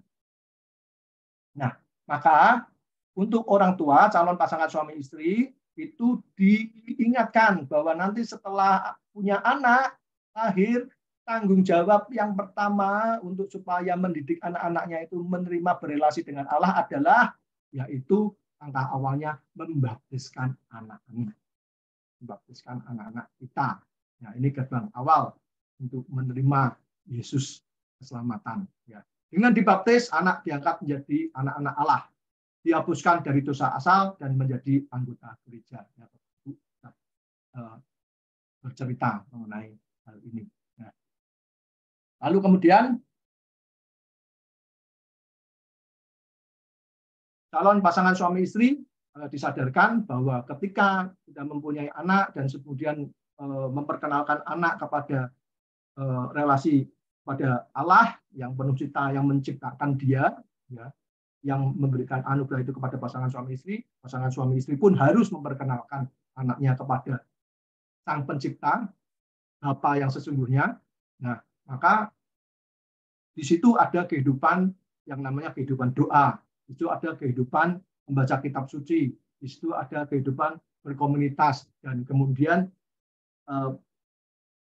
pasangan calon suami istri itu atau keluarga yang terbentuk itu, ya, itu kemudian menyadari bahwa keluarga ini adalah gereja mini, ya, Ecclesia Domestica, nah, bagian dari keluarga kerajaan Allah. Ya, ketika keluarga mini ini berkumpul, keluarga-keluarga berkumpul di gereja, maka dia membentuk satu buah keluarga besar, yaitu keluarga kerajaan Allah, ya, Familia Domestica. Ya. Sering kita membatasi bahwa tempat doa itu hanya di gereja, tapi kita nggak pernah berdoa di rumah. Nah, ini lalu, ya, berdoa di rumah, lalu kemudian iman pengenalan akan Allah itu kita bawa bersama-sama, saling meneguhkan di dalam komunitas dalam yang lebih luas, yaitu di gereja. Ya, gereja mini menjadi gereja universal, menjadi gereja semesta. Nah, rumah juga merupakan tempat doa, di mana bersama dengan keluarga memiliki waktu doa bersama. Ya, waktu doa bersama. Kalau bisa pagi-pagi, kalau bisa malam-malam, ya, siang mungkin beraktivitas. Nah, momen-momen tertentu ketika dibutuhkan berdoa bisa mungkin via telepon, tapi yang penting relasi itu tetap terjaga. Nah, hidup doa perlu kita biasakan semenjak anak kita kecil, supaya melihat anak-anak lebih mudah mencontoh orang tuanya ketika dia melihat dari kecil, ya. Bukan ketika dia sudah besar dewasa. Tapi dari kecil ketika dia melihat, maka dia akan lebih mudah kebiasaan-kebiasaan itu dia tiru. Nah, mengajari anak untuk mendoakan doa-doa dasar, ya. Amin, Salam Maria, kemuliaan, terpujilah, ya. Memberikan kesempatan anak untuk memimpin doa. Ya. Ketika makan, siapa yang memimpin doa? Ya, aduh, bisa, ya, aduh, gitu, ya. Nah, itu supaya menjadi sesuatu hal yang menarik, bahwa memimpin doa itu bukan beban, tapi sukacita, ya. Apa memimpin, ya, seperti itu, ya. Tidak perlu disalahin, salah juga bukan gitu, biarkan dulu pakai bahasanya, ya. Nanti lama-lama dia belajar, lihat orang tuanya berdoa itu, nanti dia nyontek, ya. Contekannya sama, doanya sama, enggak apa-apa, ya. Tapi itu adalah warisan iman yang diberikan orang tua kepada anak-anaknya, ya. Sangat menarik sekali. Nah, lalu kemudian tetap kita mengacu kepada, karena kita Katolik, Ekaristi merupakan sumber dan puncak kehidupan beriman, ya, bahwa anak-anak untuk merayakan perayaan Ekaristi, ya, supaya tahu bahwa di dalam gereja itu kita berjumpa dengan Tuhan. Tuhan menguatkan, menyembuhkan, dan mendampingi kita sebagai buah keluarga, dan membiasakan anak-anak untuk mempersiapkan anak untuk terlibat di dalam gereja dan Yesus sebagai pusat hidup. Jadi kalau anak-anak lari-lari di halaman gereja tidak apa-apa, biarkan, ya, seperti itu. Dia dunianya tenang gitu. Yang penting mau ke gereja dulu, diajak ke gereja mau. Lalu kemudian masuk di dalam gedung gereja, dia mulai mau, wah, ada yang biayaan ke tempat panti imam dan lain-lain. Nggak apa-apa, belajar dulu, ya. Nanti lama-lama dikasih tahu, supaya apa? Supaya tahu bahwa ketika di dalam perayaan Ekaristi ada pribadi yang lebih besar dari diri kita, ya, yaitu Yesus, dan kita semua terpusat di mana imam memimpin perayaan Ekaristi. Nah, nanti anak-anak mulai belajar, oh, seperti itu, ya. Ini hal yang menarik ketika kita mendampingi anak di dalam gereja, ya kadang berhasil, kadang tidur, ya seperti itu. Kadang bertahan, ayo bertahan, jangan tidur, ya seperti itu. Nah ini menarik. Kita bisa cerita hal-hal itu supaya nanti calon pasangan suami istri pun ketika menghadapi itu bisa mengenal ya bahwa itu memang harus dihadapi oleh mereka. Mereka tidak sendirian. Belajar hidup bersama dalam lingkungan, ya. Kemudian pasangan suami istri yang mempunyai anak dalam sebuah keluarga Katolik, lalu mendidik imannya, juga datang ke lingkungan, mulai terlibat, anak-anak mulai berrelasi, mulai salaman, mulai mengenal romonya, mulai mengenal tetangganya, mengenal komunitas doa, ya, di dalam pertemuan-pertemuan, ya, dalam anak-anak lingkungan, di tingkat lingkungan ataupun di tempatnya gereja, seperti itu. Nah, lalu mendorong anak dalam kelompok untuk hidup gereja, ya, ada kelompok-kelompok kategorial, ada peer, ada PIA, ada sekolah minggu, ikut misdiner, OMK, ya, memperkenalkan anak pada kelompok-kelompok pendampingan dalam gereja, ya, ikut sertakan, ya, pada lomba ikut sertakan, malu-malu enggak apa-apa, enggak menang enggak masalah, yang penting ikut dulu, ya, seperti itu, ya, itu termasuk salah satu dinamika hidup gereja, nah, termasuk salah satu mendidik anak di dalam pendidikan iman, ya, untuk mengenal Allahnya, penciptanya, Tuhannya, relasi bahwa ada sang penuh kasih.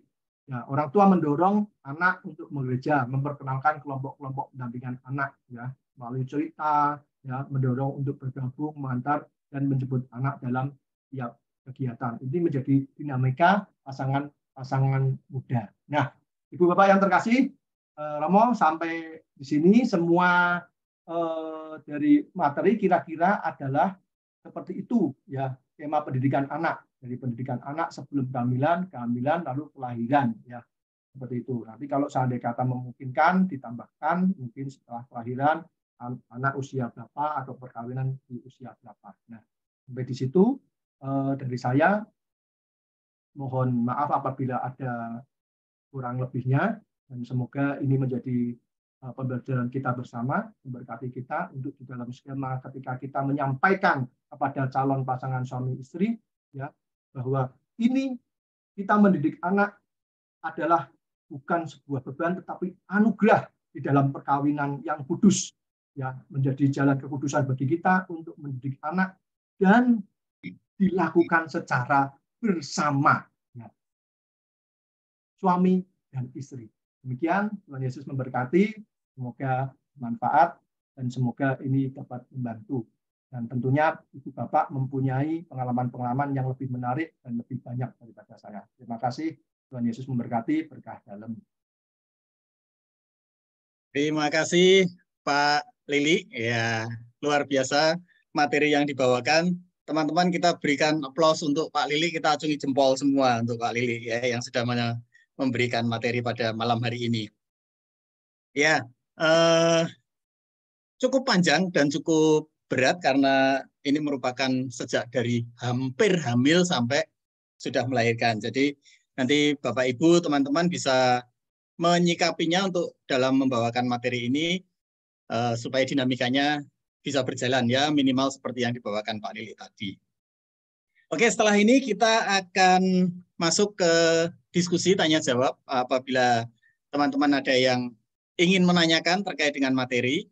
Dan ini dari chat tadi sudah ada 3 pertanyaan Pak Lili, saya bacakan satu demi satu karena kebetulan yang 2 ini dari Pak Sigit tadi, dari Pak Sigit Girisonta. Itu yang pertama adalah mungkinkah dalam KPHB ditambahkan materi tentang gizi dan kesehatan anak? Mengingat hal tersebut sangat penting untuk diketahui orang tua atau calon orang tua terkait dengan materi malam ini. Materi malam ini mungkin Pak Sigit melihat hanya terbatas ke pencegahan stunting dan menanyakan apakah memungkinkan untuk ditambahi tentang gizi dan kesehatan anak yang khusus. Kemudian masih dari Pak Sigit, menyimak materi malam ini dimulai dari saat pembuahan hingga masa dewasa, bagaimana formula pendidikan untuk setiap tahapan dari prenatal hingga dewasa awal? Itu Pak Lili, 2 pertanyaan. Monggo dijawab dulu. Baik, kalau memungkinkan atau tidak itu saya rasa tetap memungkinkan, ya. Tapi diserahkan kepada dari teman-teman yang mengadakan KPP, ya, masanya, waktunya, ketika ada beberapa tambahan, silakan dinamika itu disampaikan kepada romo paroki, ya, apabila merasa perlu untuk disampaikan, ya. Lebih lagi kalau seandainya kata kita mempunyai pasangan suami istri, calon pasangan suami istri yang aktif, itu tentunya kalau memberikan masukan, Pak, ada nggak pelajaran soal ini, ya mungkin bisa, lalu kemudian dinamika itu diolah, ya silahkan disampaikan seperti itu. Tapi kalau dari materi KPHB sementara seperti itu, dan ini pun sudah cukup panjang, ya sudah cukup panjang dari sebelum kelahiran sampai dengan kelahiran, lalu kemudian kalau ditambah sesi lagi apakah memungkinkan, ya itu tergantung dari waktu dan tempat di tempat paroki masing-masing. Ya. Kalau di tempat KPHB itu materinya seperti ini, ya kira-kira adalah pandangan bagaimana calon suami istri akan menghadapi seperti apa, dan kemudian supaya prepare baik dalam hati dan juga rohani, ya di dalam maksud dan tujuan dan juga rohani. Intinya adalah di dalam materi ini adalah calon pasangan suami istri itu menyadari bahwa anak yang akan hadir di dalam kehidupan mereka itu adalah bukan hak semata-mata, adalah haknya dia, tetapi mereka ikut serta di dalam Allah mengikutkan mereka di dalam penciptaan, dan supaya mereka juga terus kemudian bertanggung jawab terhadap anak yang merupakan ciptaan dari Allah ini, yang lahir dengan penuh kasih, dan mereka mempunyai hak hidup lahir dengan cinta, dan tidak ada hal yang lain. Itu termaksud tidak, itu tercatat di dalam Amoris Laetitia, ya lahir dengan penuh cinta dan kemudian bertumbuh, ditumbuh kembangkan atau dirawat oleh orang tua dengan penuh cinta. Itu ya materi itu. Kita beberapa pengetahuan disampaikan sebagai informasi, ya. Tapi informasi yang tepat dibutuhkan adalah ketika menghadapi, itu pasti. Karena pada waktu setelah ini mungkin ketika menikah mereview kembali materi KPHB, mungkin agak lupa, ada yang ingat. Saya aja ketika katekese, karena saya itu ada poor memory, ya. Saya itu hanya ingat waktu itu saya diajari revolusi keuangan, ya, menyediakan amplop, ya, seperti itu. Nanti kalau saya ada kata pendapatan Bapak lalu diamplopi seperti itu, ya. Pada waktu itu, ya, pada waktu katekese pada zaman itu seperti itu. Nah, waktu menghadapi lalu kemudian ingat, waduh, oh iya, pada waktu itu pernah disampaikan tuh di materi KPHB, mulai dia cari-cari lagi, ya. Nah, itu pasti lebih tajamnya, lebih tepatnya seperti itu. Tapi kalau mau diadakan, oh bisa memungkinkan sih. Ya, tergantung dari masing-masing paroki. Demikian ya, Pak Sigit. Lalu kemudian bagaimana pendidikan sebelum kelahiran dan setelah kelahiran, ya? Bagaimana formula pendidikan, ya, untuk setiap tahapan dari prenatal hingga dewasa awal? Oh, bagaimana tahap pendidikan, ya? Ya. Tahap pendidikan, baik. Formulanya, Om. Formula pendidikannya bagaimana? Formula pendidikannya. Yang jelas kalau formula pendidikan dari anak, pasti tidak ada formula yang paling tepat, yang paling tepat, ya. Di dalam masa setiap generasi itu mempunyai dinamika yang akan kita akses info update-nya, pasti seperti itu. Tetapi beberapa hal kita mempunyai formula, yaitu bahwa kita memandang bahwa anak, ya, itu mempunyai kepribadian yang unik, ya. Setiap anak diciptakan itu unik. Setiap anak mempunyai kepribadian yang unik dan perlu bertumbuh dengan penuh cinta, ya, seperti itu. Nah, tentu saja formulanya pasti ketika di dalam kandungan, ya, mendidik anak secara tidak langsung. Tadi kan saya sebutkan, ya, formulanya mendidik anak secara tidak langsung. Karena apa? Karena kita anaknya masih ada di dalam, belum di luar, kita belum bisa ngomong sama dia. Tetapi kita bisa ngomong melalui, ya, perut tempat ibunya. Ini mendidik itu seperti itu. Nah, nanti ketika sudah, formulanya bagaimana? Dengan kebiasaan-kebiasaan. masih bayi bawah 5 tahun itu kebiasaan-kebiasaan. Kalau anak itu dibiasakan ya, kalau anak-anak saya itu, ini saya cerita pengalaman ya sedikit, tapi pasti ibu bapak mempunyai pengalaman yang lebih banyak dan tentunya lebih baik dan lebih benar dan lebih bagus dari saya. Tapi pengalaman saya, anak yang setelah lahir bayi bawah 5 tahun, formulanya bagaimana untuk mendidik dia? Ya dengan kebiasaan ketika kita disusui. Ya, ketika disusuinya jam berapa, lalu kemudian ketika mau tidur, ya ini mau tidur ditatur seperti itu ya. Itu kebiasaan-kebiasaan yang nantinya akan terus kemudian anak lebih cepat membiasakan diri. Jam pola makannya akan terus akan terbiasa. Tadinya pertama kali kan ya jam berapapun bangun kita, jam berapapun bangun susuin, jam berapapun bangun susuin. Nanti lama-lama intensitasnya akan renggang-renggang dan begitu renggang-renggang kita mulai bisa untuk mendidik di situ. Lalu kemudian ketika anak sudah bisa diajak bicara, lalu kemudian formulanya bagaimana? Formulanya adalah memberikan informasi itu shake hand, salim, salaman, ya supaya anak melihat oh ada yang lebih tua yang harus dihormati. Nah, lalu kemudian ke gereja, oh dia melihat kenapa ya bapak ibu ke sana ya seperti itu. Nah formulanya seperti itu. Formula yang tepat pasti tentu saja di dalam tiap zaman akan mengalami perkembangan dan melihat dari kepribadian dari anak. Nah, tentunya tapi beberapa hal yang tadi saya sampaikan itu pernah saya lakukan. Nah, tentunya ibu bapak punya pengalaman yang lebih bagus lagi. Saya rasa itu ya, bapak ibu. Mungkin ibu bapak ada yang punya pengalaman yang bisa menambahkan itu sangat luar biasa. Saya juga perlu juga menimba ilmu karena ini semua adalah informasi yang sedikit, ya informasi yang sedikit untuk calon pasangan suami istri seperti itu. Demikian, Pak Sigit. Mohon maaf kalau kurang memuaskan. Oke, ya terima kasih Pak Lili. Jadi mendidik anak awalnya dengan memberi contoh, Pak ya, memberi contoh dan membiasakan. Memberi contoh, ya. Membentuk. Kalau sebelum lahir ya kita kan karena nggak secara tidak langsung, tapi setelah bisa berbicara secara langsung ya kita memberikan contoh. Oke, ya. Pak Sigit masih ada di room ini? Saya coba mencari.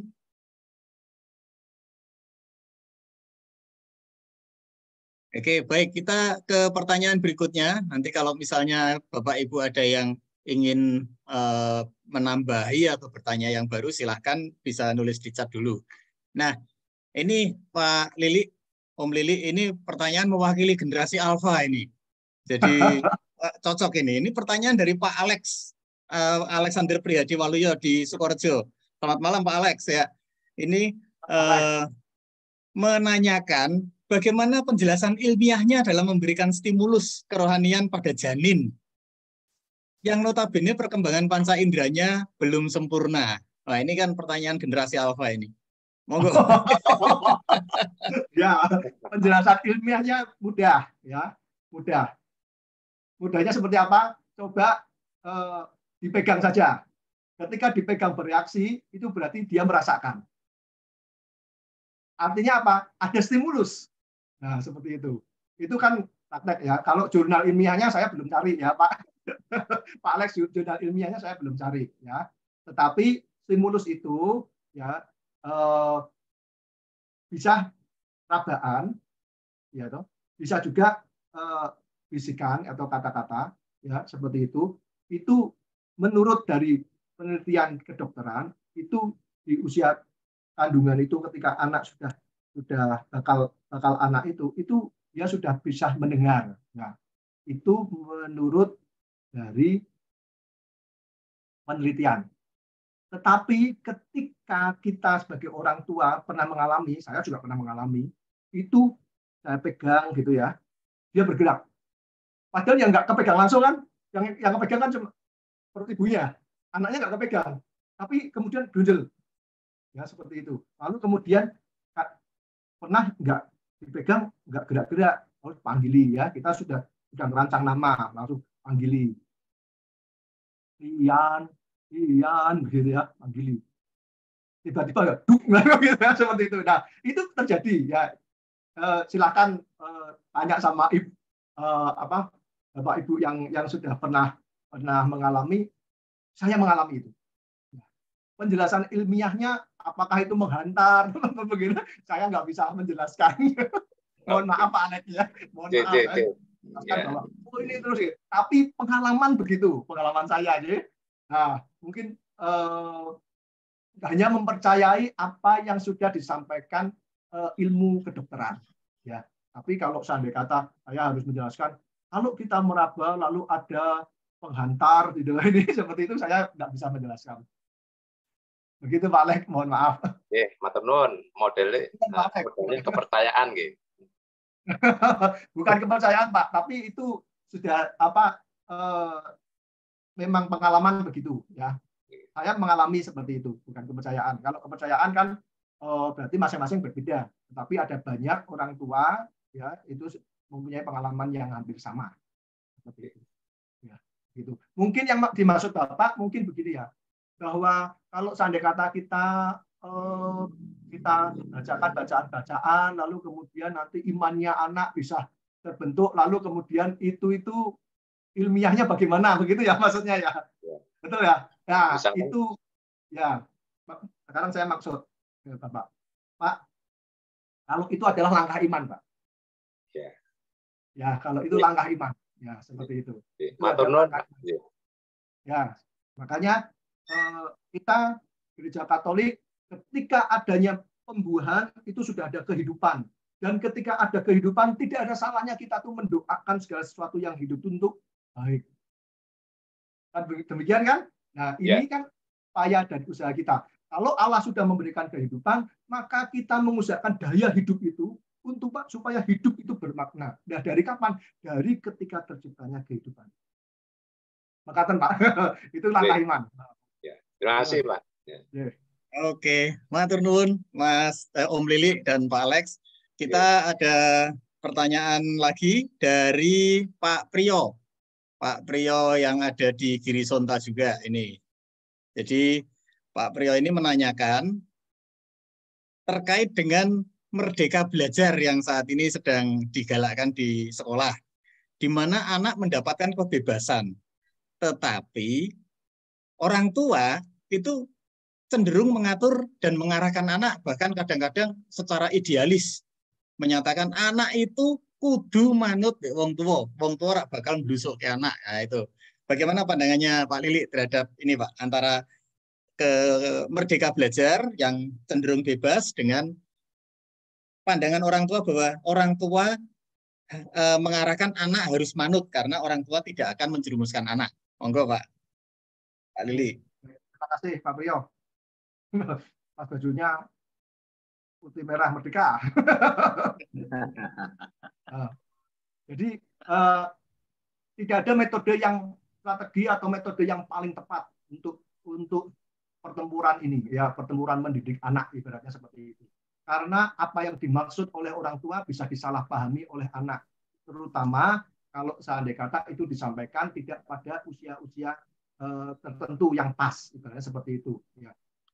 Maksud orang tua memang tidak akan menjerumuskan anak seperti itu. Tetapi ketika anak sudah bisa memilah dan berpikir dan menyampaikan pendapat serta bisa memberikan hasil, tentunya dia akan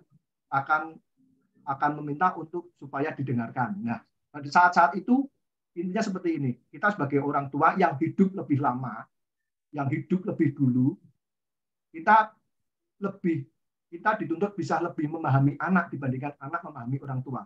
Intinya adalah begini. Bagaimana mungkin anak yang berumur ya 7 tahun kelas 1 SD harus bisa berpikir seperti orang tuanya yang berusia 27 tahun. Dan memahami maksudnya. Jelas nggak mungkin. Ya, bahkan dengan kebebasan dan kemerdekaan kita yang diberikan oleh Allah saja, Allah mengambil satu buah inisiatif firman menjadi manusia supaya apa? Supaya kita paham cintanya. Ya kalau kita dituntut untuk mengerti bahasanya Allah, pusing nggak bisa kita. Ya, tapi Allah mengambil manusia untuk supaya kita paham cinta. Demikian juga kita pun memahami, memberikan cinta itu dengan bahasanya anak. Ya, maksud dan tujuan orang tua baik, oh ya, betul. Baik, tapi keturut dengan usianya. Ketika di dalam usia anak itu melihat perilaku orang tua ngapain dia ikutin, maka kita mendidik dengan cara seperti itu. Nah, orang busuk berarti ngajarin ngapain. Ngomongnya ditata baik, supaya anak terus kemudian baik. Gitu. Lalu kemudian anak ketika sudah bisa diajak bicara, lalu kemudian ngomong seperti itu. Lalu kemudian ketika anak menuntut kemerdekaan belajar, ya, aku tak ajar dewe misal gitu. Oh ya wes silahkan gitu.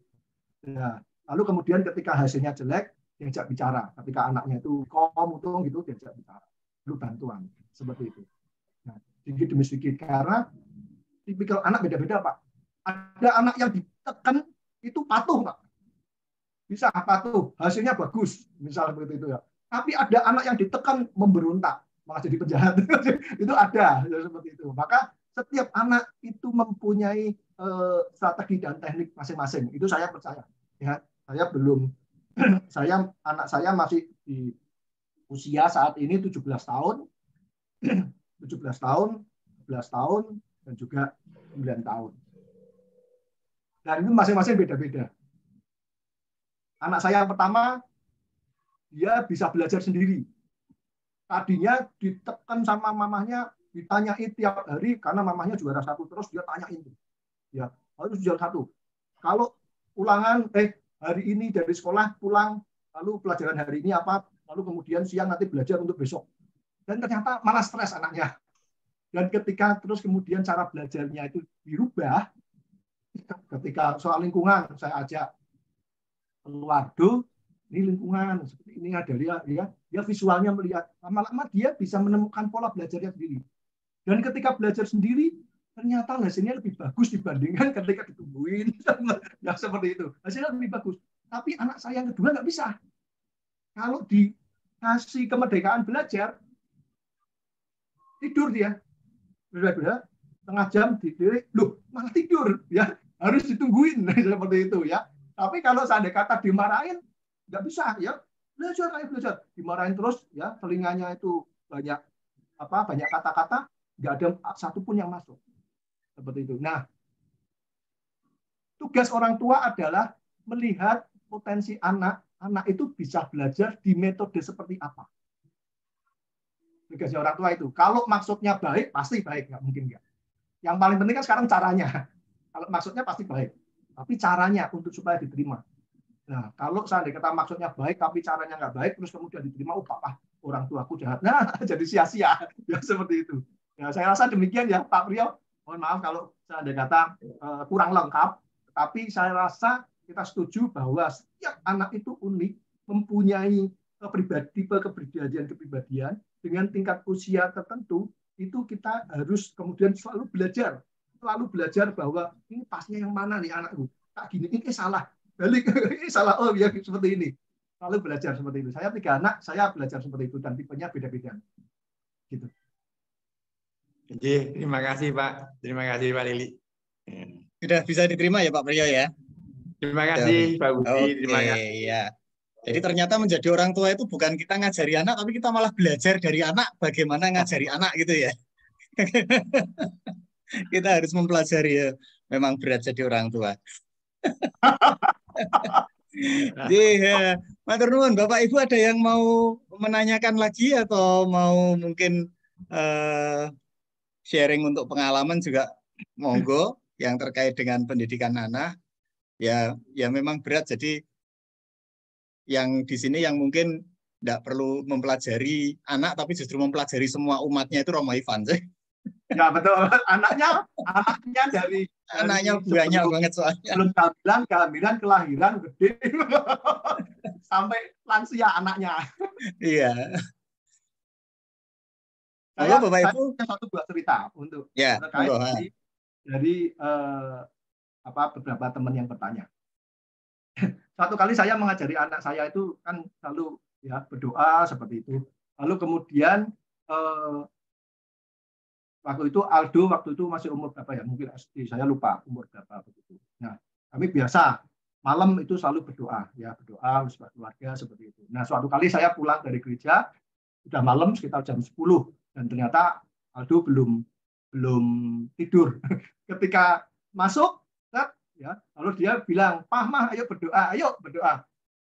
Kita doain opaan. Opaan itu adalah ayah saya yang sudah meninggal. Oh iya, waduh, saya langsung, Tuhan, saya itu sebagai anak nggak pernah doain orang tua, ini malah cucunya malah mengingat mendoakan orang tua. Saya bilang, aduh, terima kasih Tuhan. Ya, sebagai orang tua yang terus kemudian selalu belajar, ini bukan beban, ini satu buah anugerah. Bahwa mendidik anak adalah satu buah anugerah. Kita bisa melihat bagaimana penyertaan Allah kepada anak-anak kita, dan kita bisa melihat bahwa wah, kita mungkin aja bertobat ketika melihat dan apa yang dilakukan oleh anak kita. Benar, ketika anak saya Aldo itu mengajak, ayo berdoa, Mah berdoa. Ya begitu kita kumpul berdoa, terus kemudian dia bilang, ayo kita berdoa rosario. Mati lah gue, awas mengi jam 10. Udah lelah, pulang kerja langsung ke gereja, pulang jam 10 malam, terus kemudian dia Aldo mengajak, ayo doa buat opaan, kita doa rosario. Aduh, ya ampun, saya bertobat. Anak saya ya memberikan contoh justru kepada saya. Itu adalah salah satu anugerah. Bagaimana Allah menunjukkan penyertaan pada anak-anak kita. Ya, saya mau sharing itu saja supaya tidak menjadi beban, supaya tidak berat. Ya, mendidik anak satu buah dinamika yang sangat memberkati. Ya, amin. Jadi ini menjawab tadi celetukan saya bahwa ternyata berat ya jadi orang tua. Ya. Tapi ternyata untuk mendidik Tuhan juga memberikan anugerah dan berkat dengan mengingatkan melalui anak, gitu ya Pak Lili ya. Jadi, oke. Monggo Bapak Ibu masih ada waktu yang ingin bertanya. Ini narasumber yang luar biasa, Pak Lili dan Bu Siska ini. Mereka berdinamika dengan 3 anak. Usia perkawinan berapa Pak Lili? Ya. Usia perkawinan Pak Lili? Nah, ini istri saya sudah datang. Kalau usia pernikahan ini tanya saya. Berapa? 20 tahun Pak Budi. Wah, 20 tahun ya. 20 tahun berjibaku ya. Bukan berjibaku, 20 tahun menikmati berkat yang diberikan. Sebagai 20 tahun pasutri dan teman-teman yang senior ini lebih banyak pengalamannya. Ya, oke.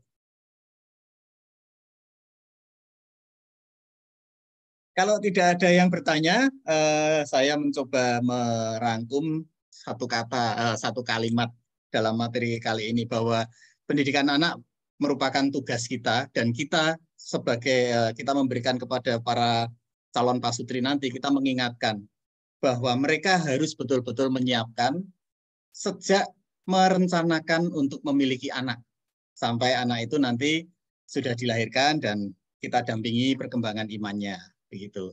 Dan mungkin dari Bu Siska ada yang mau ditambahkan mungkin Bu? Cukup Pak, sudah cukup. Cukup ya. Kalau cukup, saya mohon untuk Romo Ivan untuk memberikan sedikit pengantar konklusi sebelum nanti kita tutup dengan doa. Romo Ivan.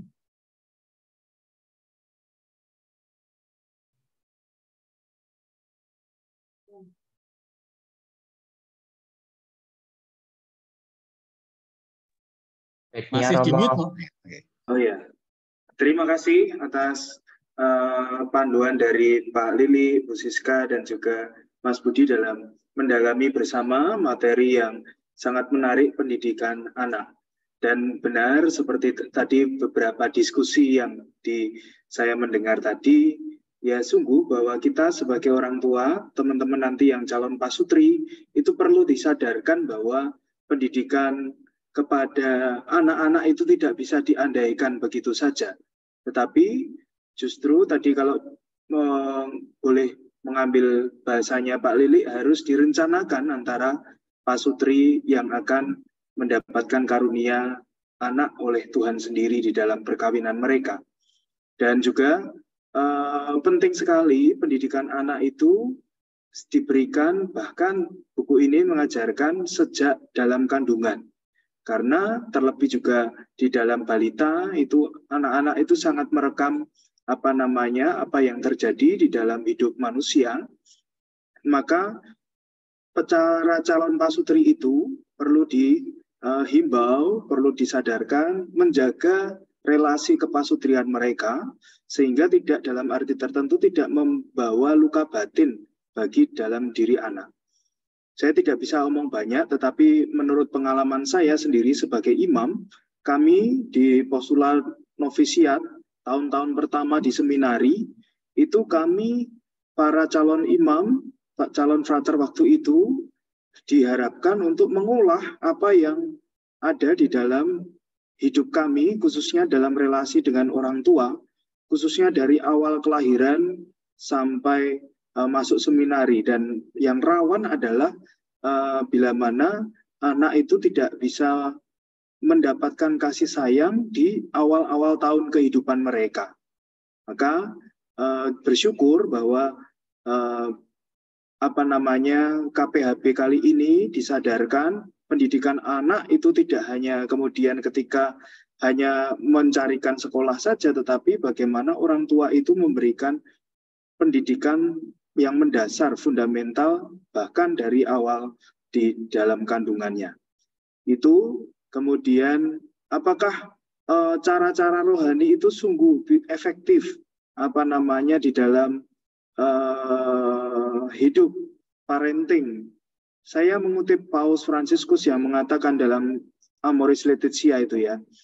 Paus Fransiskus itu betapa indah melihat orang tua yang mengajari, betapa indah melihat seorang ibu, mother ya, mengajari seorang anak mencium gambar Bunda Maria, mencium gambar Yesus. Nah, itu saya sendiri tertarik dengan kata-kata Paus Fransiskus itu. Artinya, bagaimana orang tua itu berperan penting untuk mewariskan iman bagi anak-anak mereka, termasuk juga nanti untuk kewajiban orang tua Katolik untuk membaptiskan anak di dalam sakramen baptis. Baru saja saya ditemui seorang pemuda yang mengaku dirinya sudah dibaptis dan bisa menunjukkan surat baptis, tetapi selama hidupnya itu tidak diperkenalkan oleh orang tuanya kepada Yesus dan juga kepada gereja. Manggil saya itu Pak, berulang kali Pak. Pak, saya sudah baptis. Bagaimana ya? Saya usianya sudah 20 tahun lebih, saya kira. Hampir 30. Pak, gimana ya? Ini, kamu sudah dibaptis? Sudah, Pak. Ini memberikan surat baptis dan sebagainya. Saya berpikir, dan melalui pengalaman itu saya mendapatkan peneguhan betapa pentingnya pendidikan anak itu diberikan. Ya, di dalam dokumen gereja itu mengatakan orang tua itu perlu memberikan dalam arti tertentu pendidikan iman dan moral. Ya, iman itu dalam arti kita mengenalkan Yesus kepada anak-anak kita dan menjadi pelita yang sungguh nyata di dalam hidup manusia. Kita bisa membayangkan anak-anak yang bertumbuh dewasa tanpa mengenal nilai-nilai Kristiani di dalam hidupnya, nanti berhadapan dengan tantangan-tantangan hidup. Mereka bingung mana yang harus menjadi pelita dalam hidupnya. Berbeda kalau sejak kecil sudah dibudidayakan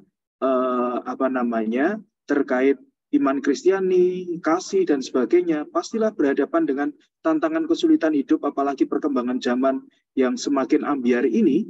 Anak-anak punya pelita, bahasa saya, di dalam hidupnya. Ada rambu-rambu di dalam hati nurani mereka. Nah, termasuk juga pendidikan moral itu perlu diberikan kepada anak-anak. Kebiasaan-kebiasaan baik, misalnya ya, menghormati orang yang lebih tua, minta maaf, minta tolong. Hal-hal tersebut sekarang ini tidak bisa diandaikan, Bapak Ibu. Termasuk juga pendidikan wawasan kebangsaan. Kemarin kita bersama diajak oleh Kevikapan Semarang untuk memulai novena kebangsaan. Nah, saya dalam misa di sebuah stasi, saya mengajak anak-anak menyanyi Padamu Negeri. Ternyata tidak semua anak sekarang ini, anak sekolah itu bisa menyanyikan lagu-lagu kebangsaan. Wah, itu menjadi miris bagi saya. Nah, moral kebangsaan, moral Pancasila itu harus juga diajarkan, dibiasakan oleh orang tua di dalam rumah tangga masing-masing. Maka itu sedikit bundelan, malah mungkin nambahi bingung, tapi bagi saya itu penting karena kita sebagai orang tua dan termasuk nanti yang kita ajarkan kepada para calon pasutri, betapa pentingnya kita dipanggil untuk menjadi pendidik iman dan moral.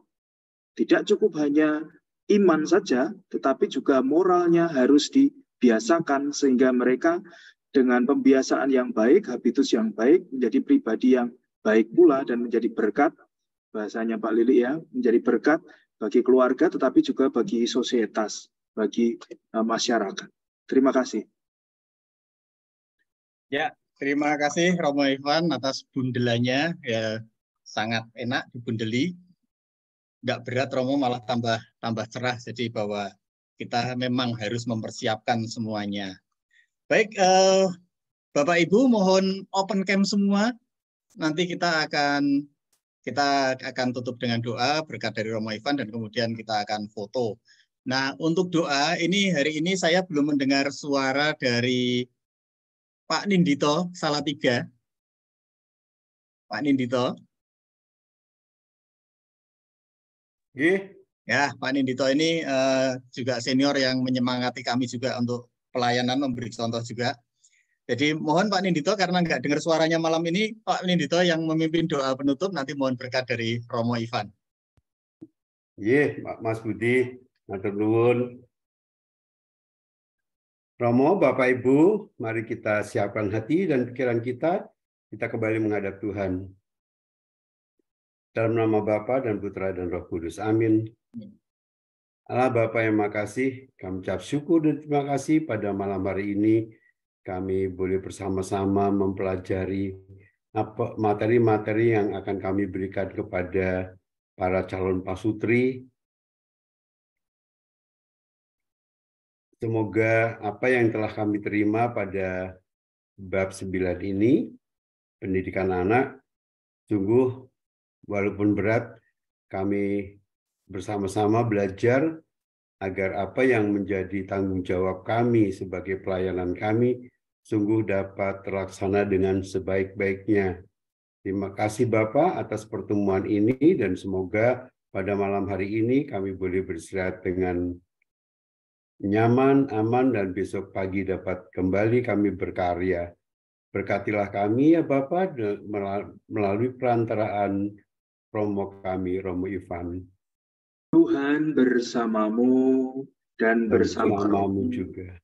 Semoga kita semua rencana, pelayanan, agenda baik di dalam hidup kita, keluarga kita, dan juga istirahat malam kita diberkati Allah yang Maha Kuasa, Bapa, Putra, dan Roh Kudus. Amin. Ya. Matur nuwun Pak Nindito, matur nuwun Romo Ivan. Teman-teman jangan live dulu, foto-foto dulu. Dan berkatnya Romo Ivan, terima kasih.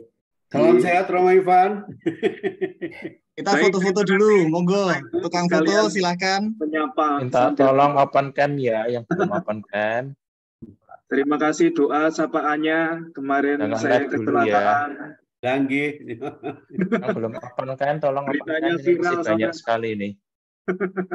Teman-teman yang belum open cam, mohon open cam supaya kelihatan wajah-wajahnya yang ceria, yang penuh sukacita.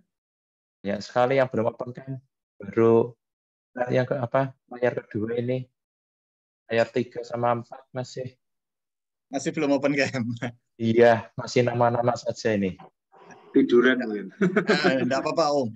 Sing ono wae. Yang ada aja berarti ya. Ya, lainnya nanti sama aja nih. Oke. Ya. Kita mulai ya. Kita ambil layar pertama. Layar kedua. Mana sekarang cuma tinggal 3 layar doang nih. Sudah banyak yang live.